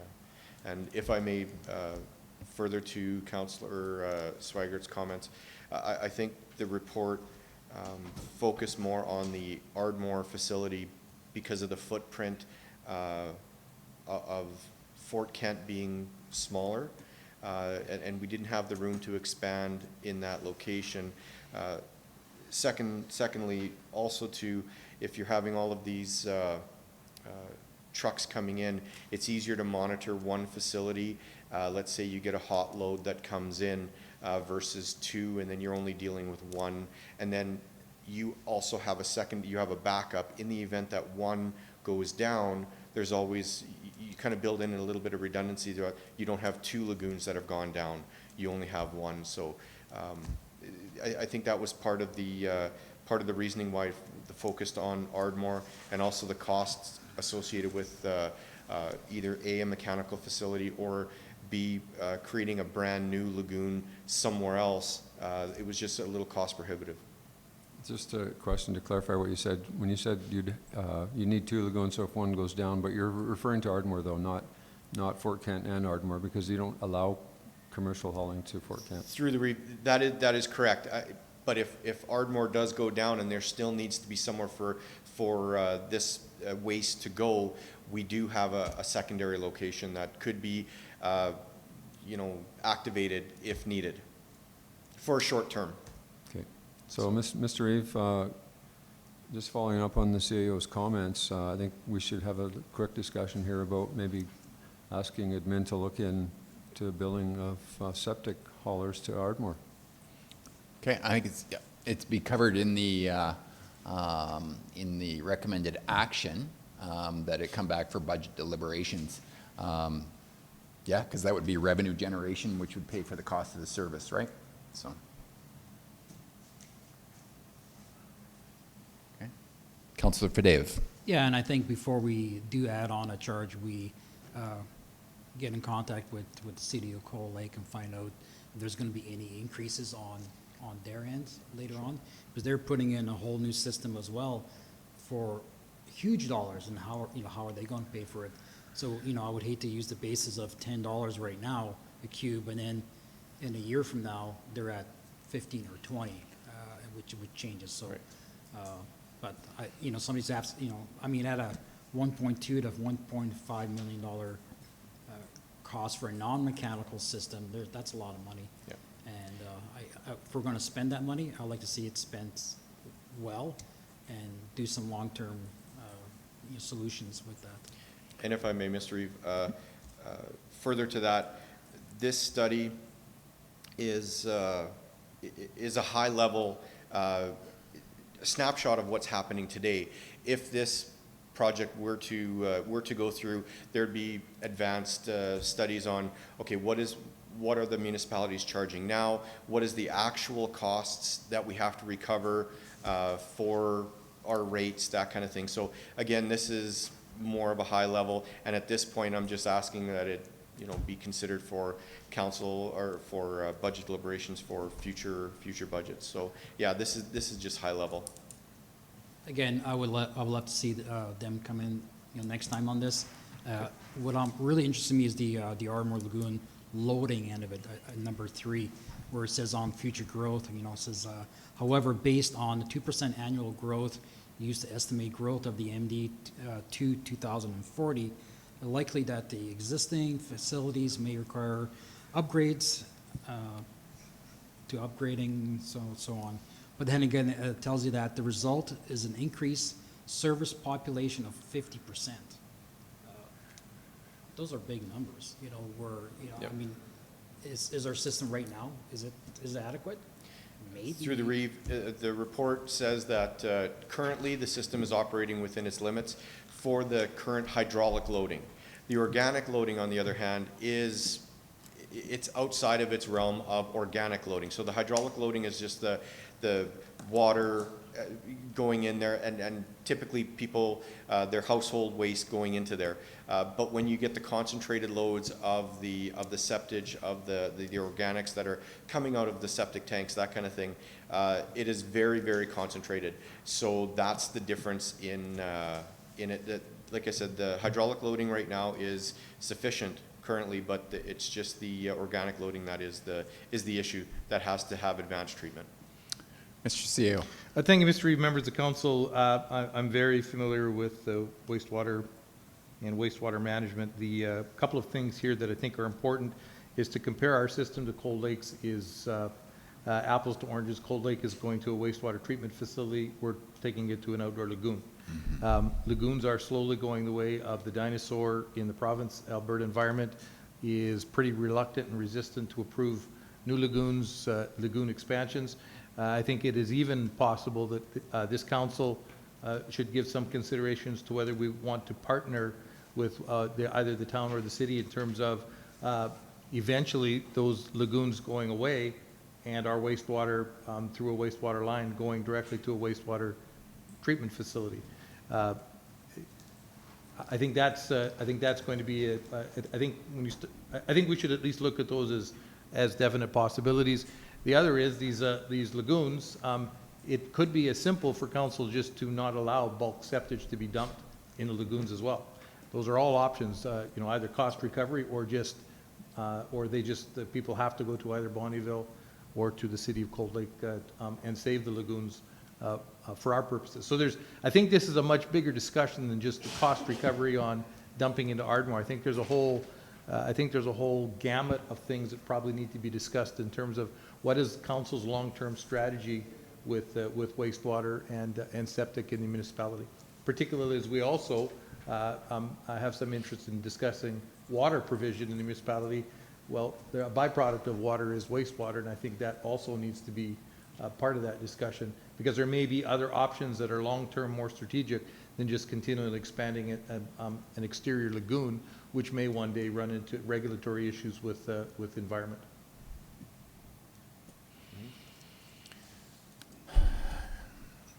There's also lots of improvements that have been done to the rural systems, like right on the acreage. Operating a three tank system, adding aeration to your first tank, it all helps to break down the organics and get limit the amount coming in. I'm wondering if we need to be doing again some sort of communication on that. This would be the best type of system to install, and it's going to lower your costs in the long run. So, okay. So do we have a motion right now to, sorry, Councilor Jubinville? Yeah, I'd just like to say, add to the CAO's comments about looking at possibly talking to the city of Cold Lake, the town of Bonneville. I think our lagoons such as Ardmore and Fort Kent probably require no change or expansions according to the report done by the area structure plan. I mean, there's like very little growth. I mean, they're talking like 0.1% growth over 20 years, right? So probably those facilities are going to be fine for many years if they're used the way they were supposed to be. So Through the yes, absolutely. If the report talks about if we weren't accepting any bulk septage, these systems would be functioning perfectly fine, and there'd be no reason for upgrades to the facilities at all. And that's where the cost recovery said that the upgrades are based on septage haulers coming in, so that's what the cost recovery is based on. Okay. Okay, do we have a motion then to accept the report as information at this time, and to have administration bring back the bulk septage hauling improvement options for budget deliberations? Councillor Fadeev. Thank you. We'll make that motion. All in favor? It's carried. Thank you, Council. Thank you. Okay, on to the CAO. Thank you, Mr. Reid, members of council. I'll turn the podium over to Ms. Kiambao at this time. It's asset management. Okay.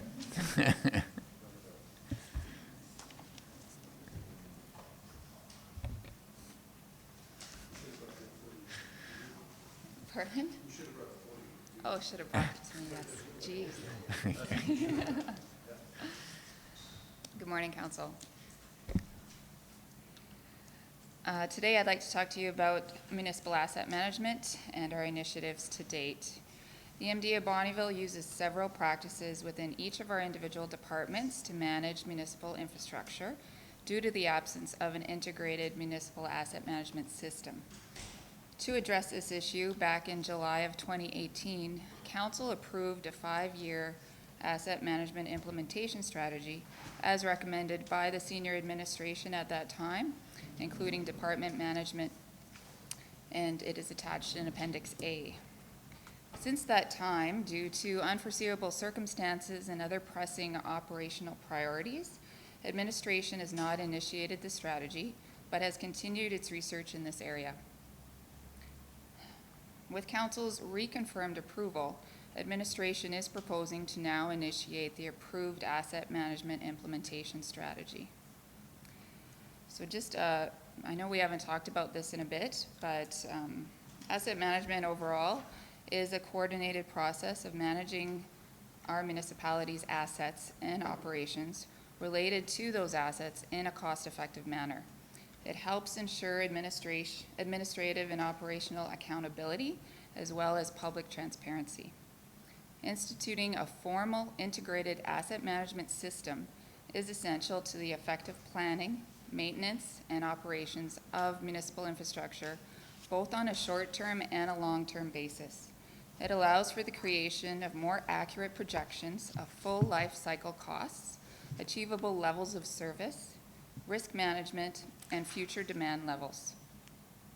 This system will directly assist council in making more fully informed decisions and in evaluating the return on our municipal investments.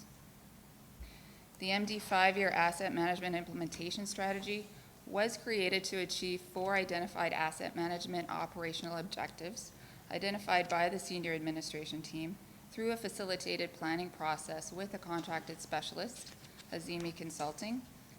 And attached for council's information, bless you, is in Appendix A, the strategy itself, as well in Appendix B, a graphic of the different components of a comprehensive municipal asset management system. On Appendix C, which is an example of a successful asset management legislative framework from the City of Selkirk, who a number of you had attended a presentation on about a month ago. Asset management is tied to our strategic plan, specifically goal number 3, sustainable infrastructure that meets the needs of our community. There is reference to the Municipal Government Act, specifically the changes that were made to it back in 2015, where the province now requires municipalities to prepare a 3-year financial and a 5-year capital plan. The development and implementation of asset management policies, strategies, and plans directly supports the identification of capital project additions as set out in the new MGA requirements, and could be viewed as a necessary prerequisite to making informed decisions about what is to be included in the financial plan and the capital plan. That is a direct quote out of Municipal Affairs website. The cost and source of funding, based on the strategy that we have that is approved, there is a number of things that in year 1 that we need to undertake. In order to start that process, administration is recommending we hire 2 full-time employee positions, 1 asset management coordinator and 1 data technician, at approximate cost of $200,000 per year, which includes all benefits and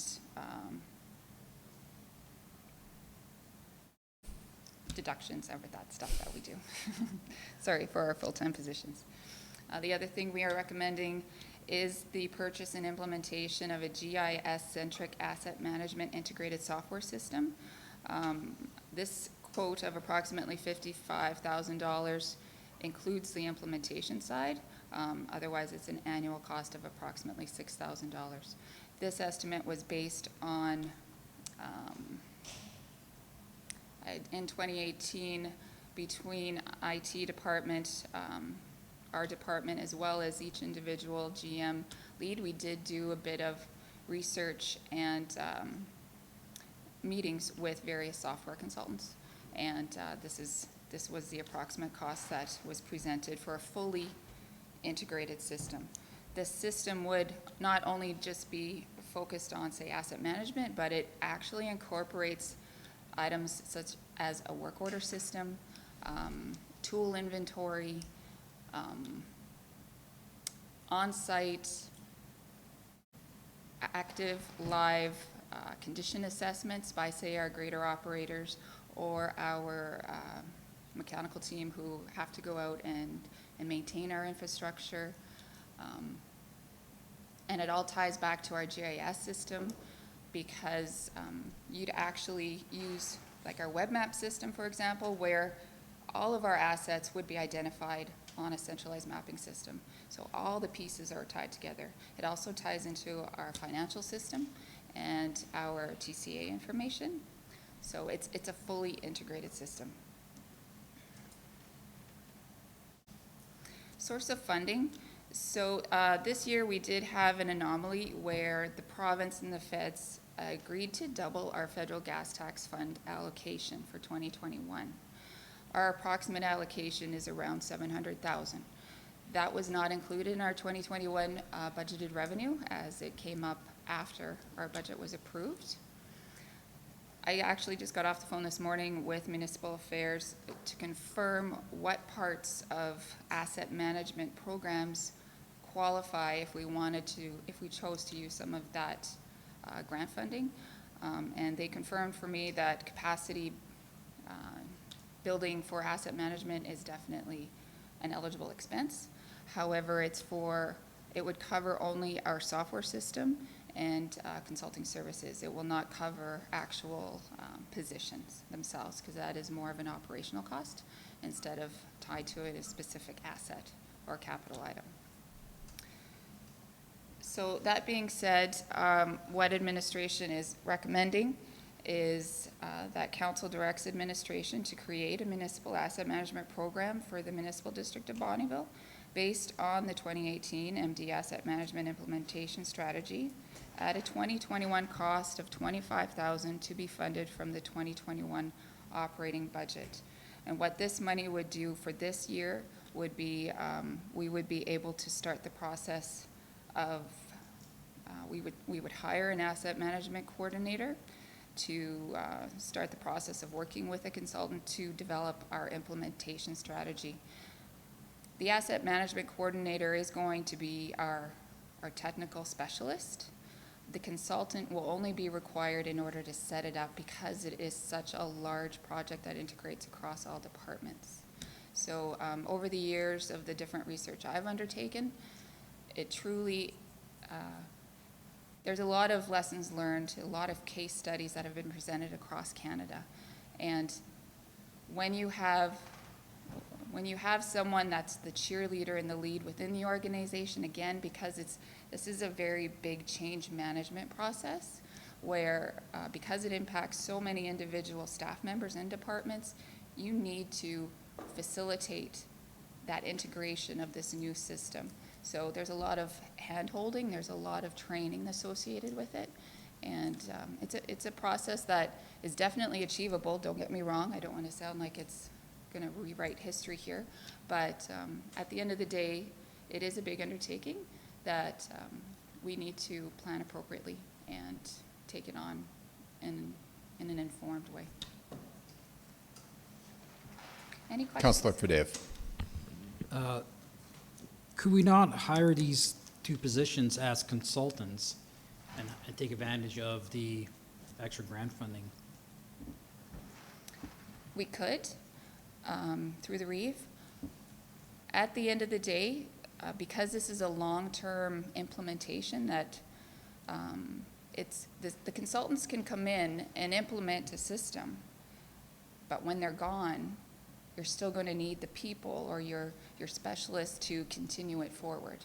So if you have that specialist in play, when the consultants are here, they're going to be fully a part of that process and ready to keep on going after the consultant is gone. Councillor Swigert. Yeah, I'll just kind of add to that. When we had the presentation from the Selkirk group, like, they made it pretty clear that if you didn't have somebody on site working for you, that was their full-time job, it just wouldn't function, right? And I get the consultant thing, because you can probably consider you might save funding somewhere, but if you're going to keep a consultant, you'd need them forever, right? It's not, you couldn't keep them for 2 years and then just say you're gone, because the system would fall apart, I think, because you're not driving it. So, I'm just happy that we're moving ahead. I honestly thought after 2018 we were moving ahead, but now I'm glad that we are. And so, yeah, I'm looking forward to it. I need to be reminded, what's the total value of all assets of the MD? Roads, buildings? It's that big number. What was it? Billions. Yeah. So just, when you've got that much invested out there, this comes back to, how do you look after it? And I think this is a program that takes this business, which is a corporation, from where we may have started out at high school level to university level in regards to governance, in regards to oversight. You're no longer running two graders out there. You're not looking after small number of residents. I think the organization has gotten to that point where you have to take that extra step to make sure that your stuff's being looked after. And I think, to give credit to the administration, a lot of that work has already been done through the assessment done on the roads and the bridges and all that. And yeah, I think you just continue down the route, and it is a best business management thing. Yeah, so my question is, I guess, further to that is, this is something that would be ongoing, I'm assuming. The end results, what's achieved is, so where would it come into play? How would it be setting budget? Would it be, because I think every department is kind of doing that now when it comes to transportation. I mean, they have equipment reserves, they keep a good tabs on everything. So I'm just wondering, at the end of the day, when you look at the whole budget and you look at our assets, this is a pretty small part of it when you think about it. But I'm just wondering, where is it really going to benefit us? Through the Reeve, and Mr. CA, feel free to jump in anytime. And from my perspective, the biggest benefit is for council. You will receive through this process, because each individual system will be integrated into one central system, our projections for budget, for example, will be 3 years, 5 years, 10 years, even as far as 20 years if we so choose. And all the data, all the condition assessments that we do on a regular basis, all the risks associated with the different infrastructure. If something breaks down, then what does that mean? Or our mitigation strategies, they all feed into this central system, so that you will see things like state of infrastructure reports on an annual basis. You will see level of service definition of, this is how many times, if council chooses to grade the roads X amount of times or plow the roads X amount of times with this many centimeters of snow, you're going to see the cost associated with those level of service definitions. So it's all about the information and council being able to make more fully informed decisions on everything, really. Mr. CEO.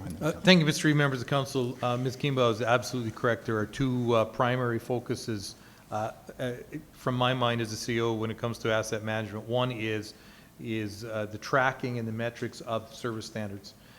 She's absolutely correct in terms of what does it cost on an annual basis to do snow removal at 4 centimeters as opposed to 6 centimeters. Those are the kind of numbers that will go into the system and will get spit out, allowing council to determine what is the appropriate service level for the MD compared to the cost-benefit ratio.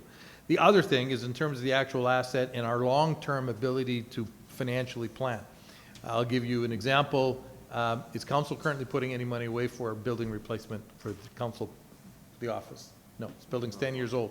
We're probably on a 25 to a 35-year life left on this building, and replacement now in these buildings is in the 10+ millions of dollars, and to this date, this building as an asset has not been managed in terms of, if we had an appropriate asset management program, I could look at not just this building, but the fleet building, greater shops that are out there, our fire halls, and you could look at them and I could say to you that in 2032, we will have enough money to replace fire hall X or office building X. Now the difficulty for council, and it'll be perfect, these things come with, there's no free lunch, is asset management properly handled will also create for council the need for wise decision making as to pulling money out of our revenues to place in reserves for these things as well. There's no point in doing asset management if you're still going to be surprised in 30 years when you've got to spend $25 million on a new building. We're just well informed, but we still don't have the money to replace it. So, and that goes for roads. We can look at our, so it's across the board. It's the management in terms of our budgets that I could tell you I could look at a budget in 2032 and I could tell you almost to the number as to what assets, what capital projects are going to have to be done in 2032. And then, of course, to the other part again that Ms. Kimball so eloquently spoke to is the service standards. What service standard do we, and what are those service standards costing? And is there a compromise in terms of the standard that you provide to the residents as opposed to the cost of that service that's being provided? Do you want to save some money? Well, here's the impact on this. We all know today that service standards, if you provide gold service, it's going to cost you gold. If you provide silver, it's going to cost you silver. But I can't quantify that to exact numbers. 2 or 3 years down the road on an asset management program, we'll be able to quantify those numbers and have that data. Because asset management at the end of the day is really all about data collection. That's the core of asset management is data collection. Councillor Swigert, Yeah, today. I was just going to make the comment, Councillor Jubenville, if we had had asset management years ago, we wouldn't have had probably the lagoon problems in Fort Kent and Ardmore, because we would have made better decisions back then as to why are we building them, what's the life of them, what's the cost, that sort of thing, and we sort of didn't do that, right? I think asset management would have done a better job of that. Okay, Councillor Dave, and then Deschênes. Yeah, I love this program. It's one of those things where it's not just our capital expenditures that we have to worry about. It's what's going to cost to keep them there. We're seeing that with the Canusa Resort. It's going to need some upgrades. It's going to need some grading. There's a lot of money that's going to get needed for that. And it's easy for us to just call it a capital expenditure, but I'd love to see it as an asset, which it is. Again, we're moving along with our parks and campsites. It's not the capital that's going into it, but how much more is it going to be there? We'll need an extra truck, we'll need an extra guy that's going to be operating that. So there's more to it than that, and the asset management says it all. It was a great presentation that you guys did, and I loved it. It was good. Councillor Deschênes. Yeah, I still have my reservations on this. We'll be hiring 2 new staff members for this, and I believe that they will be questioning all the directors and council on any of the information that's needed, so as we do presently. So I think we're well informed already, and if we have questions, the directors have our answers, and I think that'll be the same thing that'll be asked by these new staff members. So I'm not sure if we really need them, or I think our directors and staff are doing a job for us already. So I'm just wondering if we really, really need to do this. Thank you. Okay. Deputy Reeve, you want to chime in? Hello. Well, I don't know what to say. I think it's a great initiative for the MD. Give council better direction, perhaps. I think it would be all right as far as I'm concerned. I can see Councillor Deschênes' point of view, hiring 2 staff. We need to hire 2 staff for this? Through the Reeve, that's correct. One would be your specialist. The other, in every case study that I've seen, the most successful have our central system as a GIS system. So it would need a technician associated with that more so than, say, just data collection. So yes, we would need the 2 positions. Yeah, I'm okay with this. I think it gives us, as council, better direction as well. So I'm in favor of this. Okay, thank you. Councillor Swigert. Yeah, I just was going to ask Councillor Deschênes if he did see that Selkirk presentation. I'm not sure, yeah. I mean, I would just ask you to maybe speak with Mrs. Kuenbaum and see, because it was a great presentation. And I think, is it still available to? Through the Reeve, yes, it is. We do have a recording of that presentation. And it wasn't that long, but I think it's worth seeing it. Just gives you way more info on what we're doing. Okay. So currently, you're just looking for the $25,000 to be funded from the operating budget to keep moving this forward. That is correct. Okay. That is correct. Coming into November, the plan would be to issue an RFP for consulting services at the same time as we hire our new staff members. I should also mention that this will start our year 1 of the implementation strategy. So further down the road come our 2022 budget deliberations, that will incorporate these continued costs, the rest of those costs. As well, farther down the road, as we get 3 to 5 years down, it would be likely that, say, for example, the Infrastructure Services Department would require additional staff member to help them facilitate and to continue on. So there could be potentially other positions tied to this. We won't know until we get into it, how well it gets integrated into the existing system and the existing human resources that we have. It may or may not come up, but I did want to make council aware of that possibility. Okay. Councilor Jubenville. So, are you planning on engaging a consultant prior to hiring staff? So would they be assisting with possibly finding the right staff member, or vice versa? Through the Reeve, I'm highly confident that with my involvement with the Provincial Asset Management Association, there are quite a few asset management professionals available. I wouldn't be surprised if we'll be able to source them out pretty readily with their assistance through their established job advertisings and whatnot. As well, I feel that we can either choose to hire the person and then hire the consultant, or if we do them both together, I think that would get the ball rolling and we could start quicker. Mr. Eve, I'll make a motion to go with the recommended action here. Okay. Okay, and the recommended action is that council directs administration to create a municipal asset management program for the municipal district of Bonneville based on the 2018 asset management implementation strategy, and at the 2021 cost of $25,000 to be funded from the operating budget. Okay. Any further discussion? All in favor? All opposed? Thank you. That is carried. Thank you.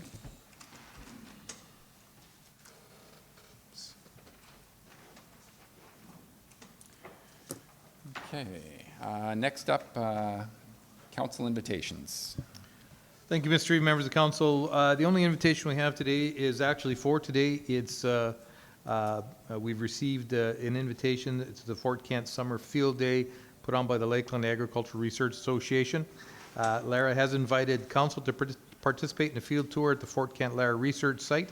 The tour starts at 4 p.m. Supper will be provided following the tour, and there's the list of the following trials that are available to view.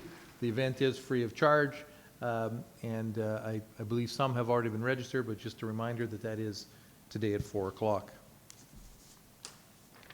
Okay, thank you. Correspondence and information.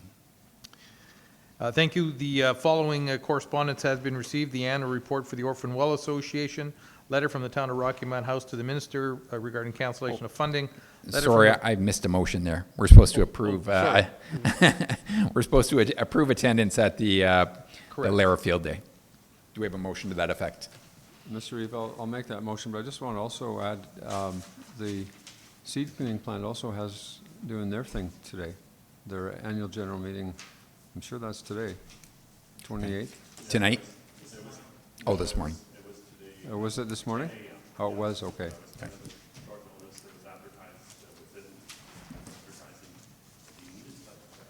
Okay. Okay, so I'll So make a that's- motion for the that's Lara over. field Okay, visit. for attendance there. Okay, all in favor? That's carried. Thank you. Okay, carry on, Mr. Sia.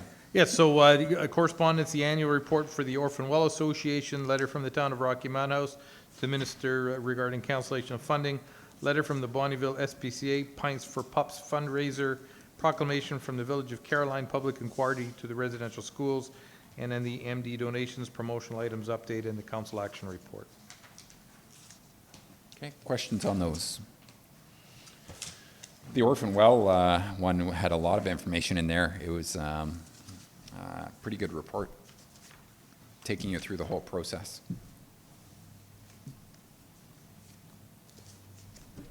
So one question, Mr. Reeve, is seeing that our meetings are only, we've eliminated the committee meetings, the letter from the SPCA, basically that event is already passed, so I'm not sure if there's anything we want to keep in mind about that, or?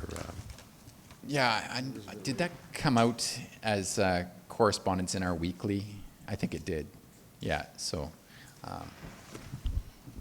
Through the Reeve, yes, it did go out in your weekly correspondence as well. Administration did, I can confirm, provide them with their prize donation as requested. okay, thank you. Okay, other questions? Mr. Reed, I'll just ask about the council election report when we get there, I guess. We're not there Yeah, yet. no, go ahead. Yeah, we're there. So, Mr. CEO, yeah, there's still multiple items there that, and I'm sure people or staff are probably kind of sweating here, but there's a few items there that have been for years, and we should either just remove them or action them, I guess. Thank you, and I have asked staff to go through this list to ensure its accuracy, so we'll review that again. Thank you very much. Thank you. Okay. With that, I guess we just need a motion to accept the correspondence as information. Deputy Reeve makes the motion. All in favor? That's carried. Okay, on to reports from council. Let's start with Deputy Reeve. Thank you, Mr. Reeve.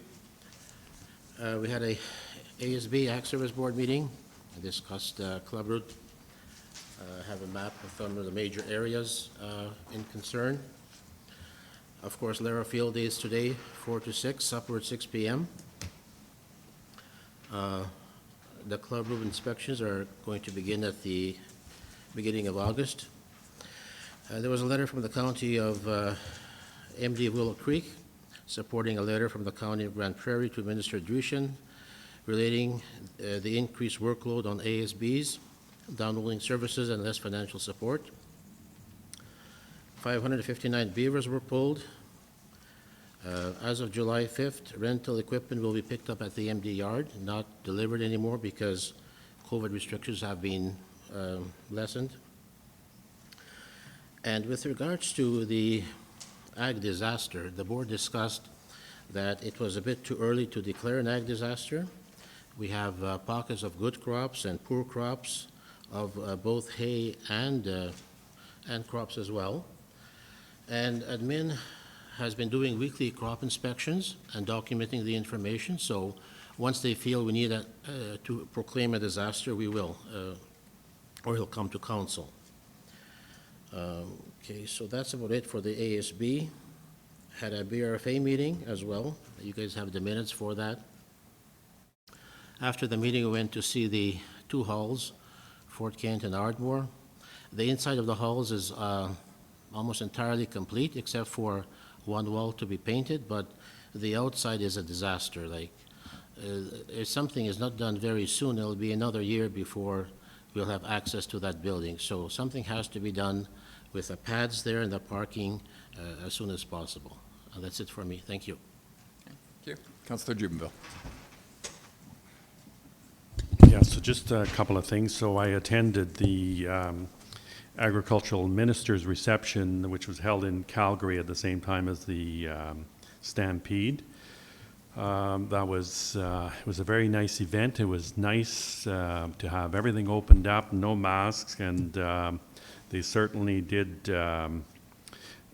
Premier Kenny certainly said it's opened up, and he certainly opened it up because it was pretty well elbow to elbow in the Palomino room there, so which was really nice. And you know, everything was definitely, they kept everything pretty positive.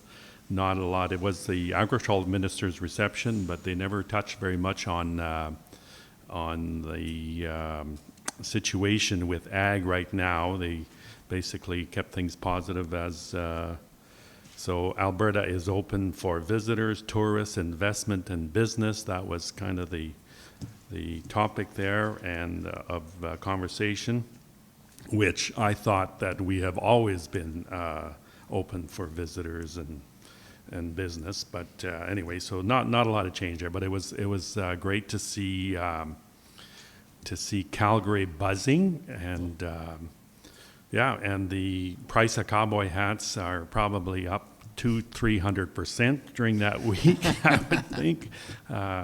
Saw straw hats at $160 a piece, you know, so yeah, it's all good. Attended the Municipal meeting in St. Paul, which I kind of had to leave early there. I'm thinking there might be some information coming from Areve on that. Were you going to? Because I don't know. There was some good information at the meeting. I'm still not sure if it was really necessary, but or what's become of it. So anyway, that's all I have. That's right, because you had missed the council meeting right after that, where it was discussed. Yeah. Councilor Fadeev. All right, yeah, started off with the policy committee last week, and it was a good way to getting administration ready for council. There's a lot of the stuff we were going through, we kind of got them ready for that, so that was good. Again, just with Deputy Reeve, we had the BRFA, and one of the things that they were celebrating was the 25th year celebration of that, and the Deputy Reeve and the Reeve were there for that. I didn't attend because the smoke was bad, and I stayed bunkered up at home. Restrictions still apply to EMS, so one of the questions was, why is EMS driving around with masks on? Well, it still applies to them. I think we see in the second quarter, we've seen 86 wildfires this season, so that's a few. We had Economic Development Committee meeting. We went over some a work plan and review, did our regional branding. We did a business attraction plan. We kind of updated that and approved that. So we're looking at ag tech, energy, renewables, and CFB are the main ones. And that is it for meetings. It was pretty quiet. Councilor Duchesne. Yes, we attended the Ag Service Board meeting on July 15th with Councillor Kubiak and myself and staff. And yeah, we had quite a bit of discussion on economic development in the agricultural department. We had Mark Laver do a small presentation for us, and that was interesting. I don't have the paperwork with me on it, but as we come up with suggestions and ideas, we'll probably be bringing them to council to hear about. We have the invitation today to Fort Kent. We had a information session on dugouts today at 1 o'clock with Laura. I don't know if anybody was attending that or not. July 29th, we have a hemp tour in Vegreville at 9 a.m. August 14th, we have, I believe it's Alberta Open Farm Days at the Charlotte Lake Farm. And thanks to Director Matt Jans for the report on the canola club route thing that we've been brought forward. That's a policy that we didn't know if we should bring forward or not, but it was a good discussion. The farmers involved and our members at large thought it would be a good idea, and we all were happy with our decisions there. Thank you on that. I have questions about to Director Bespalko right now about the Seaward Lake Road. Is that in our municipality?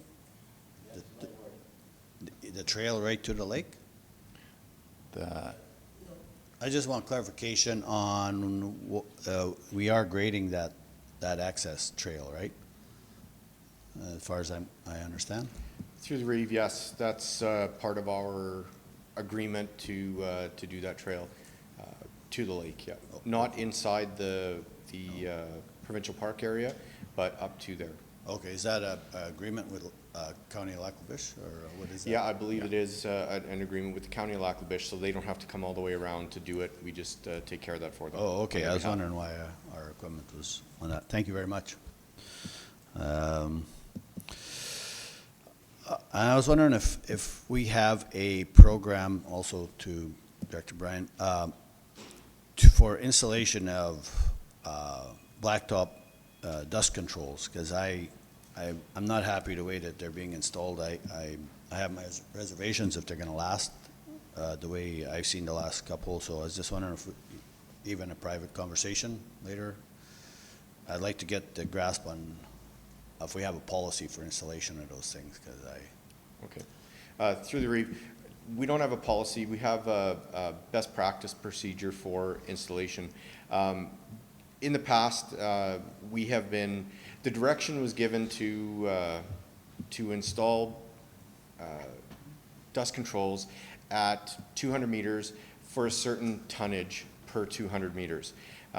With the width of the roads varying and stuff like that, and staff trying to make it as long as they were told to do it, sometimes that gets thinned out. My theory behind that, it should be a volume versus a weight. If you want to get 3 inches of cold mix on there, you can't do that by tons and still get the same length. Right. So if the goal is to achieve a 3-inch lift, we have to get that 3-inch lift so that it doesn't wear out and prematurely fall apart. The specific one that you were talking about, I did send the foreman out there to have a look, and indeed it was just that case. Was in order to get the length of it, it was thinned out. We're going back there to address that. I think they were out there today. The rain was supposed to be done earlier in the week, but the rain slowed us down. But I think today that one is being addressed specifically in order to make it last, to make it better. But yeah, we do have a procedure on it, but in order to get the parameters that were for each and stay within the directive given for the amount used per dust control, that happened. So. Right, there's one more question. I've noticed that since the new energy company has taken over from Devon Energy, our dust controls have been going to the wayside. I was wondering if we could pressure the new company to continue with their dust controls, their MG30, I believe it is, in places and stuff.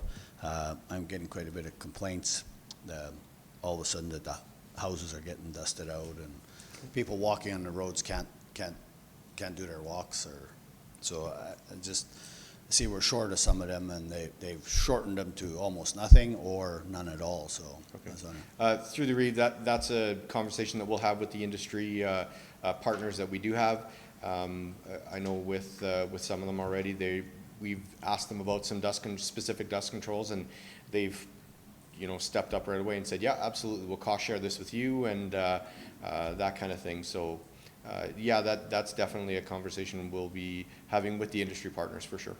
all right. Yeah, and on the blacktop, I think it'd be easy to bring that forward to council if it's needed for the volumes you're needing to make the extensions or to make the stuff. So sure, and through the Reeve, yeah, that's something that I was talking to the team about is, if we need more, just let me know.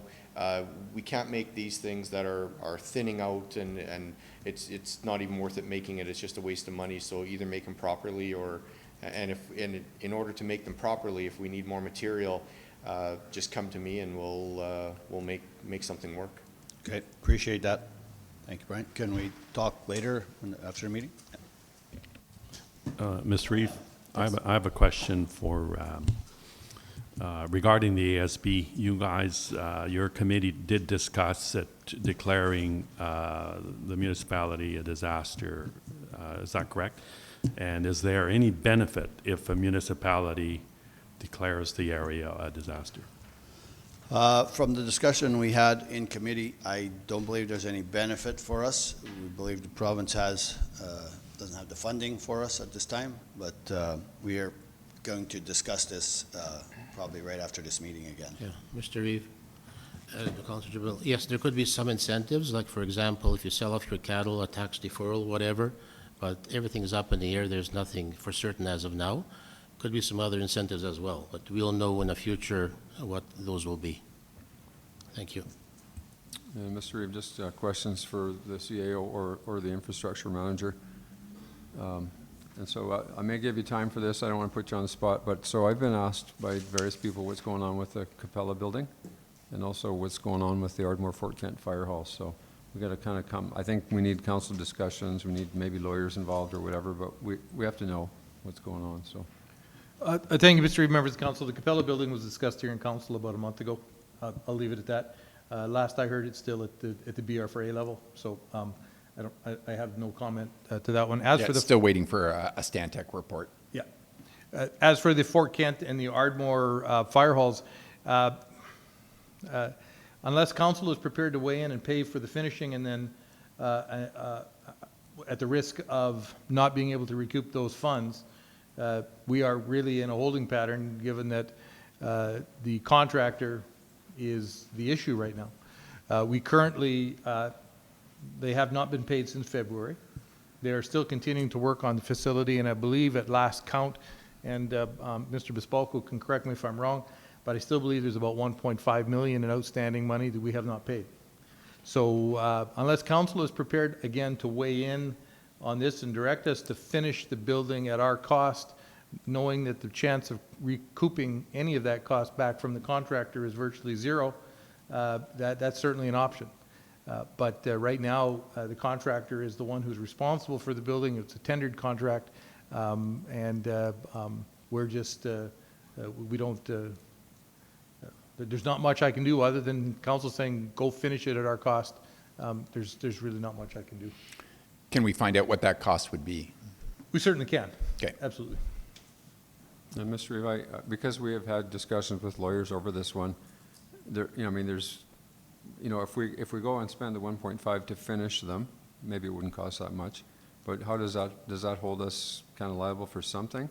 The other thing is if we do nothing, maybe it'll just be in court for years and those buildings will never be open to us. So we got to know either way. So I either suggest we ask for legal advice or, well, I think we have to ask for legal advice and then move forward. Yep, it's just you. So we've had multiple conversations with legal. I think my last conversation was just a couple of weeks ago with Mr. Bespalko and Mr. Stocko from Brownlee. Brownlee's advice is to do nothing. That's the last conversation we had as of about 14, maybe 16 days ago was this is a contractor issue. If we step in, there are legal issues that will take place if we step in as the owner of the building because there's a contract. If we finish it, the contractor can still come to us because it was a tender deal and say, here's, I don't worry about the worst case scenario that it could be years because it'd be tied up in court. The insides of the building, as the Deputy Reeve indicated, are virtually complete. I think there's a coat of paint on one and some washers and dryers need to be installed is really about it. What's really left is what you can see from the outside is the parking lot, the paving is really, and some signage is really all that's left. I certainly don't think it's 1.5 million to finish it, but that's what we have not paid since February was the last time we made a progress payment was in February.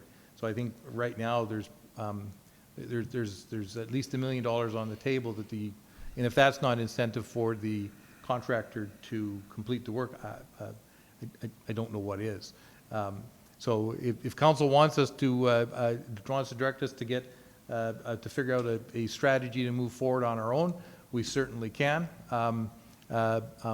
That was not the advice given to us by legal as of a couple of weeks ago. Okay. Councilor Jubenville. So are both facilities hooked up to services and operating right now, like fully operational? It's my understanding that both buildings have water, sewer, and power. I've been in both buildings. The lights certainly come on, and there was water in the sinks. So as far as I understand, those things are completed. I think really all that's left, and again, Mr. Bespalko can correct me if I'm wrong, but it's the exterior of the building, the signage, the parking lots is really the big thing that's left. Now, there's some other work that has to be done, particularly at the Ardmore in terms of the approach. It would be difficult for some vehicles to get into the building with the way the current approach is set up, but that's just a matter of a culvert and some gravel and redoing the approach to the road. But the big thing is obviously what everyone can see, and that's the paving and the parking lot outside. Okay. I have one more question about Yeah. Silver Lake Road. Do we have an agreement, somebody was saying, with Lakeland about that road? Siebert? Yeah. Yes. What's the agreement say? that we do the maintenance on it. And I think it was even part of our ICF. So what are they giving in return? I'm not sure. Golf tournament?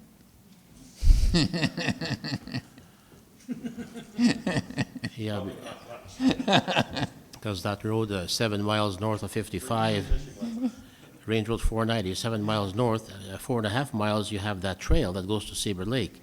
Most of that is ours, but there's about 4 or 5 miles that's theirs. Yeah. And there's another road off of that trail, Snug Cove Road, which is part of the MD, and the other part is Lac-La-Biche County. And this taxpayer who lives in Lac-La-Biche County built himself a bridge across the river, a beautiful bridge. Did you see that bridge? I showed it to you, no? It's a beautiful bridge, and he also rebuilt the road there for himself. So he was asking the county of Lac-La-Biche to supply the gravel, and they will not do it. They asked him to get the permits. He did, and he got the permits, and then they said, we'll work with you, and after he got the permits, it's nothing. So he's got a road with no gravel. And part of that is Lac-La-Biche, part is the MD of Bonneville. I think 4 or 5 miles is ours, or 4.5 clicks, I'm not really sure. And the rest is the county of Lac-La-Biche, and they won't give him gravel for that road. And he did an awesome job. He spent, I don't know how much money for that bridge. It's just a super bridge. I'll show you pictures after. Yeah, Thank you. yeah, you're welcome. Okay. I'll touch on the fire halls first. Yeah, we toured through those, and I think council's concern is that, yeah, you know what, we're sitting at a stalemate, and from going through them, man, these are going to be a huge step up from the tin shacks that Ardmore and Fort Kent were in. When you see the training area and the place for where the units are going to be, not going to have to worry about hitting the back wall. They're going to be fantastic once they can get into them. And yeah, and so it's frustrating for everyone to see them there with the lights on and ready to go, and it's just a matter of, you know, getting that outside work done. So I'm with council that it'd be nice to get them in there. So, and for the community too. So. Mr. Rio, just comment, you've been driven by, was it Spedden or Vilna, where they have that gas station that's just off the highway. It's been there for 10 years, vacant. You can't, there's no access to it. Yeah. You know, I'm sure that's not going to happen to Ardmore and Fort Kent, but yeah, you say that and you think, well, what happened to Spedden then? Yeah. Or Vilna. And on the BRFA, I know that there are a couple of trucks that are going to be coming back to MD Council for a decision on, and same as with the heavy trucks, they've gone up in price from 8 to 18% as well. So that's coming. Was that the C2? Took the CAO over there, met the new GM, toured him around, and then we went up to Kinnessoo and saw the adventure park. And so we still want to get everybody out there to see where it's at. The landscaping obviously is not done yet, but they're working on it. And but I think we need to probably end up getting some of the press out there as well, get some pictures taken, some video, because again, this is it's a lot bigger than I thought. And it's a lot higher than I thought too, which had our CAO kind of a little squeamish when he got to the top. So it was, yeah. But so no, it's pretty neat, and the way the items on there, the obstacles incorporate everything that's important to the area. It's really neat. So. I guess we're going to do that probably the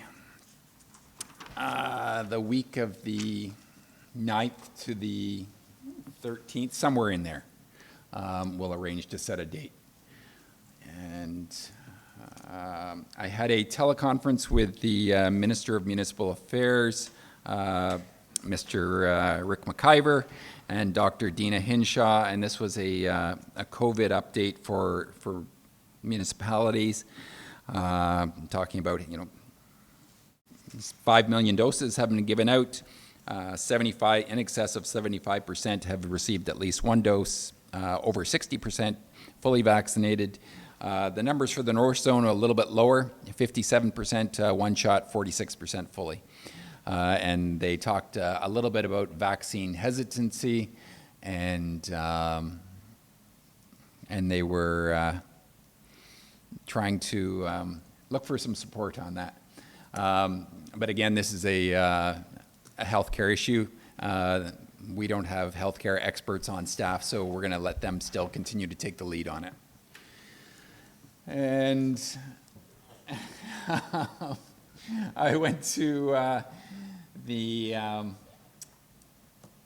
Indigenous Culture event at the C2.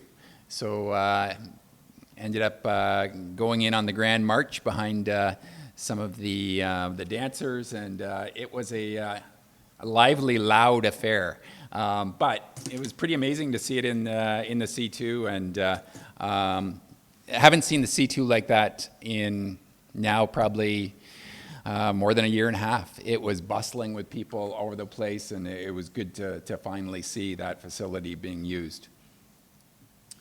Went out with Councillor Scarzan to North Shore Heights to open up the pickleball courts there, and the folks out there are very happy with that investment. And the comment that stood out from one gentleman was that he says, it was great to see the MD investing in recreation in the MD and not always subsidizing the town. And so, and he says, that goes for all of my North Shore residents friends here. So it was it was good. They were very happy with that. And, but I did tell them that I don't want any fights on the pickleball courts because we don't want to have the peace officers out there.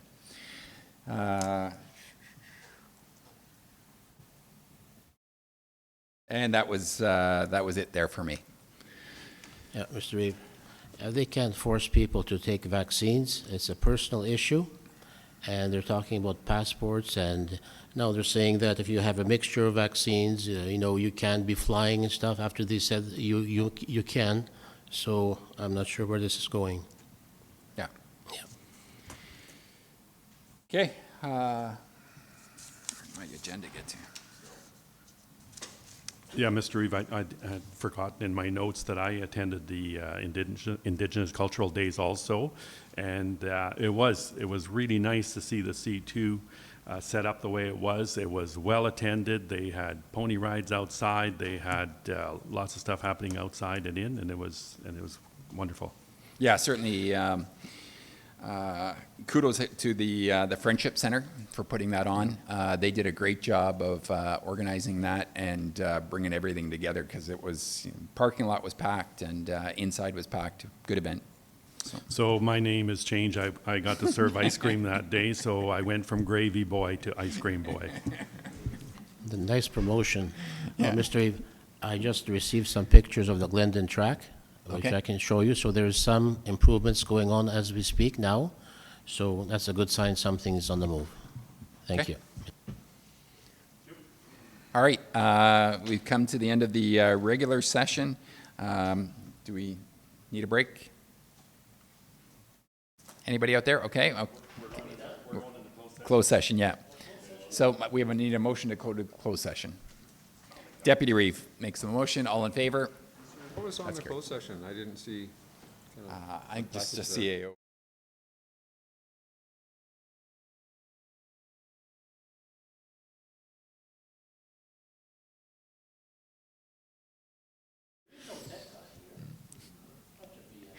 All right.